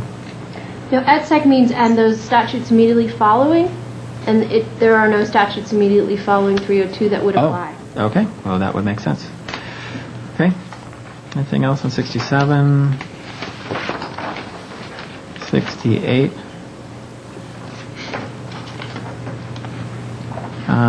And 68 under 161030B3. The project does not place an extraordinary financial burden on the town. I'm just wondering if it should just read does not place a financial burden on the town for the PD plan. Yeah, we can. I mean, I don't want any. If I'm approving something, I don't want it to have a financial burden on the town for sure. I think the extraordinary goes back to because any new development is going to require additional police services and other services, so there is a financial burden if it's, let's say it's purely residential. Mm-hmm. Because usually the tax that you're receiving isn't covering the services that are provided. So some cities have requirements that all developments be, quote, revenue neutral or revenue positive, and this goes into all of that. So okay, that's where the extraordinary comes from, I think, because, but you could also say any financial burden, which means you're going to require that all developments be revenue neutral or revenue positive. okay. I guess I'm all right with that. 69, leaving as it is. I mean, we're not going to approve anything that's going to cause a significant drain on the town for sure. 69, 70. So this is, sorry, 16, 10, 30, D. 6. It looks like it's an ad from the Planning Commission about environmental study, including wildlife, prepared by professional wildlife biologists or ecologists and list of species found on the site if determined necessary by the manager. What criteria would the manager use to figure out if an environmental assessment was needed? That's a good question. I don't want it just to be. I don't want it to be a completely random. Oh, I don't think that's needed. You know. It's not stated. It's just not. It's not stated. I mean, it's a judgment call. No, it isn't. If that's worrisome, then we need to deal with it. If the language came from the section immediately preceding that one. So. I guess I'd err on the side of. Unless we were not needed or something? Yeah, I mean, I can't imagine that. Well, whatever. That's just a concern of mine. So. Okay. What's the site that refers to? This is a PD plan. Mm-hmm. Oh, the site. Okay. So I can't imagine the PD plan wouldn't need something unless it was like tiny. But. Seems like Anything else on 70? 71. I had a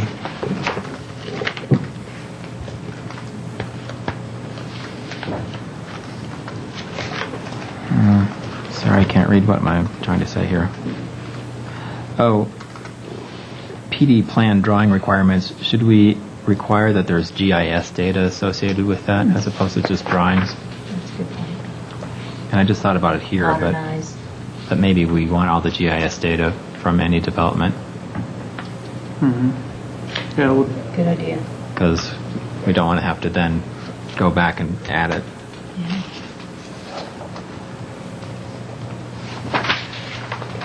72. And this, okay, so we're in a section, I think, about final development plans for a PD. And in 161040 D5 maybe, and it says, in the case of a PD, an official signed deed is needed. But I think we're only talking about a PD.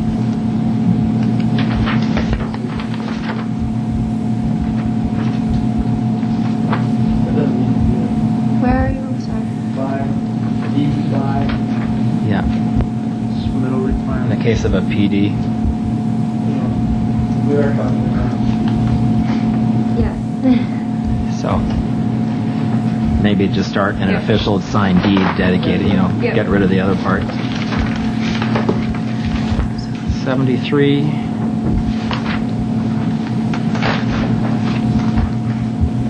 '74.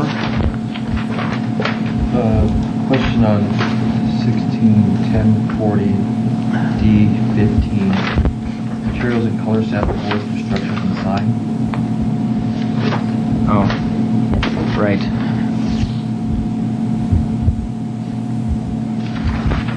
Doesn't make sense or something. Right. Shall be provided or something. Shall was omitted. That's what was omitted. It seems like Seems like it should be there. I'm sorry, what should? 161040 D15. Well, the list, actually, the list is, 40. yeah, that's, because it's part of the list of submittal requirements, and they're all like that. If you go to 7, for example, it says an executed copy of any subdivision improvement agreement. So the format, They're all phrases. but it should be, yeah, they're all and phrases. signs or It should something. be signs, though, I think, yeah. Yeah. Yes. And just following that, it's 16 They're like is, titles. Oh, it's a title. Yeah. Okay. Yes. and 16 just following that, a description of the proposed snow removal methods. Huh? The town does that. Not on commercial property. Yeah, not on Is this talking only about private streets? No, well, it could be private streets. or Parking lots. Commercial lots. Oh, That's okay, big. okay, okay. Yeah, okay. All right, thank you. Yes, thank you.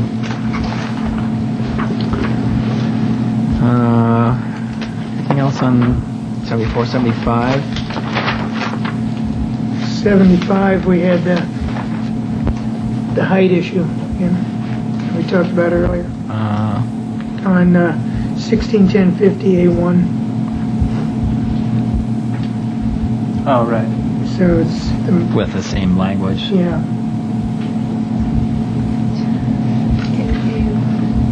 So it makes that consistent. or maybe referring back to 16290 covers that, if it's there already. Yeah, Yeah, I that's- changed 290, so I yeah. think we should be good. Yep.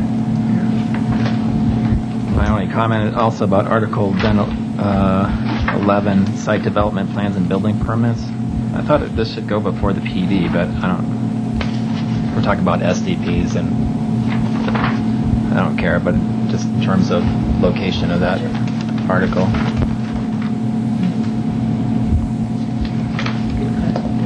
It's not, once again, it's just for The flow is off. flow, but Okay. if it, So does it have anything to do with building permits? Doesn't it just deal with site development plans?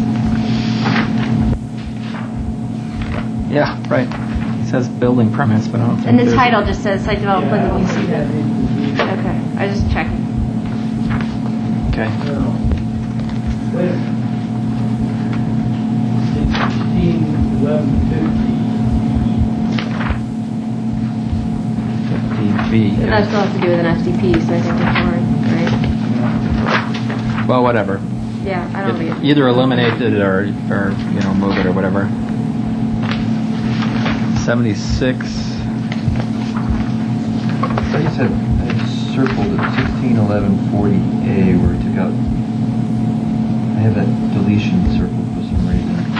The sketch plan. The sketch I think we had to do sketch plan. Yeah, That's because we talk about concept plan now. New terminology. Okay, 77.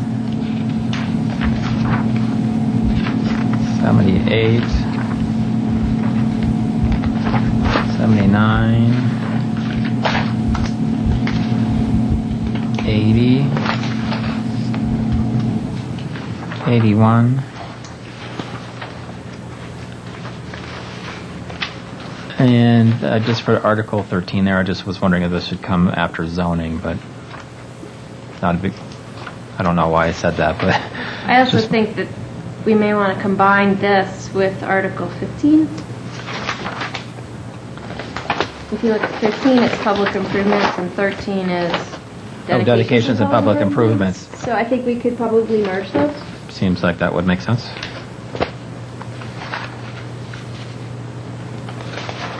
Okay, 82. So this had to do with regional parks and school site dedication. So we would dedicate .0147 acres for every dwelling unit or portion thereof within the subdivision. right. So we're not building any more schools.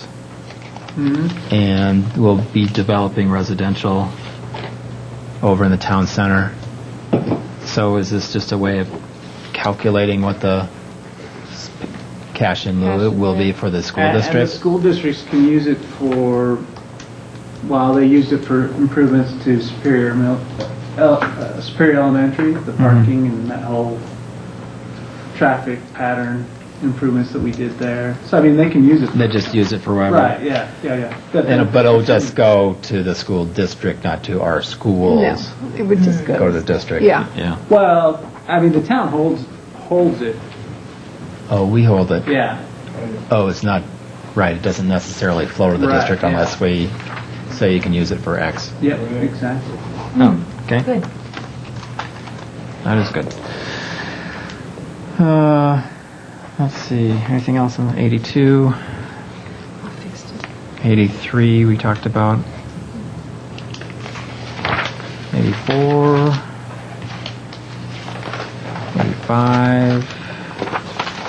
86. 87. 88. 89. 90. 91. 92. Let's see, so this is, I had a question about 16, 16, 40, no, I'm sorry, 16, 1650A. A conditional use permit, including a limiting the permit to a specified duration of time? Yes, if you wanted to limit a special use permit to 5 years, 2 years, 1 year, 90 days. Can you give me an example? So, I mean, what would be like? Special use permit for a telecommunications facility, and you say 5 years, that's what your lease says. After that, it's okay. revoked and needs to come down. Okay. All right. And then they often will decide that that's not what they want to pursue, but it gives you the option of imposing that as a Okay. condition. All right. Thank you. 93. 94. 95. So on 95, 16, 17, 70, why is the drawing there with the car overhang? Like, what are we trying to say there? How much? How big is the car overhang? I don't know. No, what the minimum walkway width distance or width is that? So we should either say that it's 5 feet X amount, away from the curb. Well, it does as that in opposed A. to It car does that in overhang. A. I mean, we can just eliminate Does it? figure Okay. 1 if you want. It's confusing. Yeah, and cars don't really do that so much anymore. Yeah, right. Yeah. My car Some doesn't. do. I mean, we can This just looks like- eliminate figure 1. This is this perpendicular parking? That's how I park in my house. Clarifying drawing. I thought it was in your driveway. I was like, It's a remnant from the old current The caddy, there's a caddy parking there vertically. So, since car overhang is not defined as a certain distance, we probably doesn't meet. Right, can we just get rid of that then or something? Okay, thank you. 96. 97. Oh, yeah, I Oh, have- 96, yep. Sentence that the planning commission added regarding vegetation, so it's 1617, 80, C, 3, 4. What does it mean?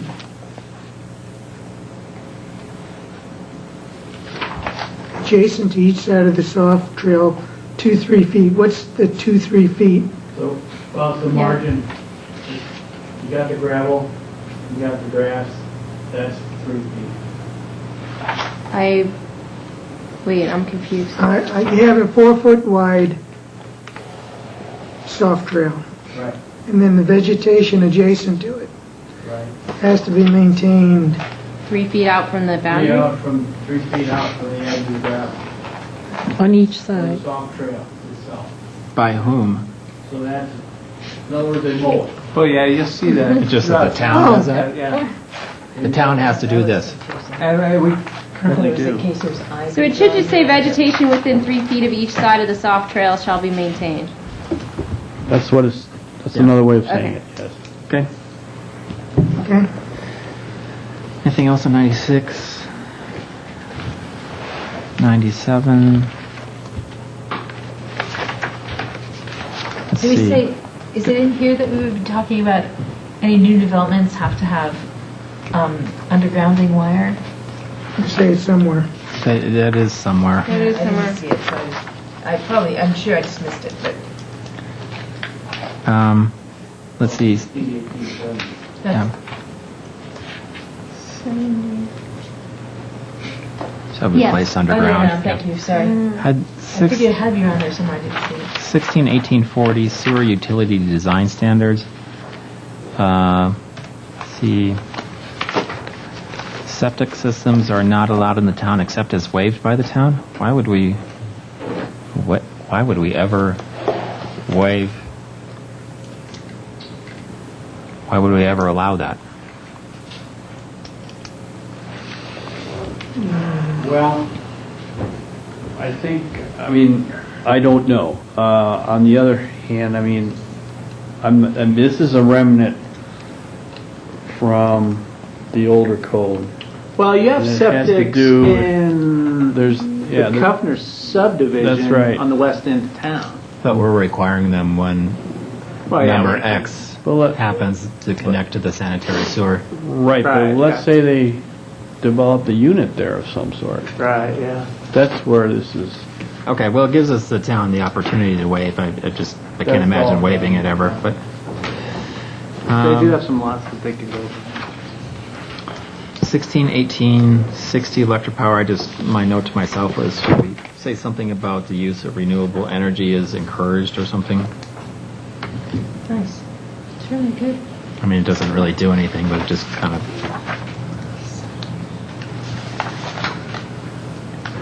identifies our interest in those things. Mm-hmm.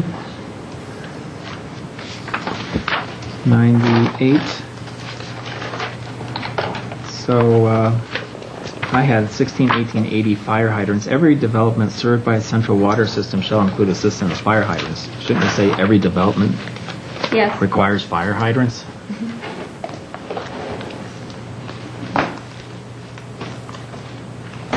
Anything else on 98? 99? So I do have something, I'm not sure whether, I was kind of looking for the stuff about election signs. It's in there. It's in there. It's in there. And then the other thing, Some temporary signs. okay, thanks. And then I had an issue somewhere in here in the signs part. We start telling people how they should make their signs the most readable. And it was like, why? You know, that seemed completely out of character with the way everything else was done in here. So somewhere. Oh, you couldn't read it across the temporary signs. You could, or no, it was directional signs. You shouldn't be able to read across the street or something. Yeah, it was making recommendations about how to make good signs. I don't know. It seemed inappropriate, but oh well. Anything else on 99 though? No. So, I guess I'll make one little point is that I'd love to not have signs in right of way, but I think that we've talked about that. It's 10. Do we want to keep plowing ahead, or do you want to call it a wrap? And Aren't we really close? we are getting pretty. No. You've got about 100 pages. Another 100 pages. We have 70 pages. It's not stuff that's changed much after at this point. Yeah, I don't have a lot of comments after this. The signs article was updated within the last 2 years. There are instructional signs on a residential property. I was having trouble figuring out one example of one. Bottom of page 102. Beware of dog. By my house. We are on I guess this is residential. 102. Residential, yeah. So I don't have much after this either. But do you want to? What's your pleasure? Do you want to call it a wrap here and? I would like to call it a wrap and be fresh. Yes, that sounds fine. Since I'm not going to be here the next time you do it, probably, maybe you can really try hard and not wait till I'm back.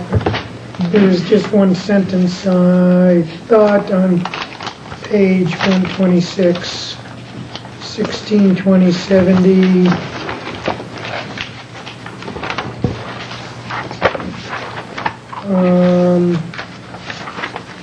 Yeah. 10. Doesn't seem like it's a complete sentence.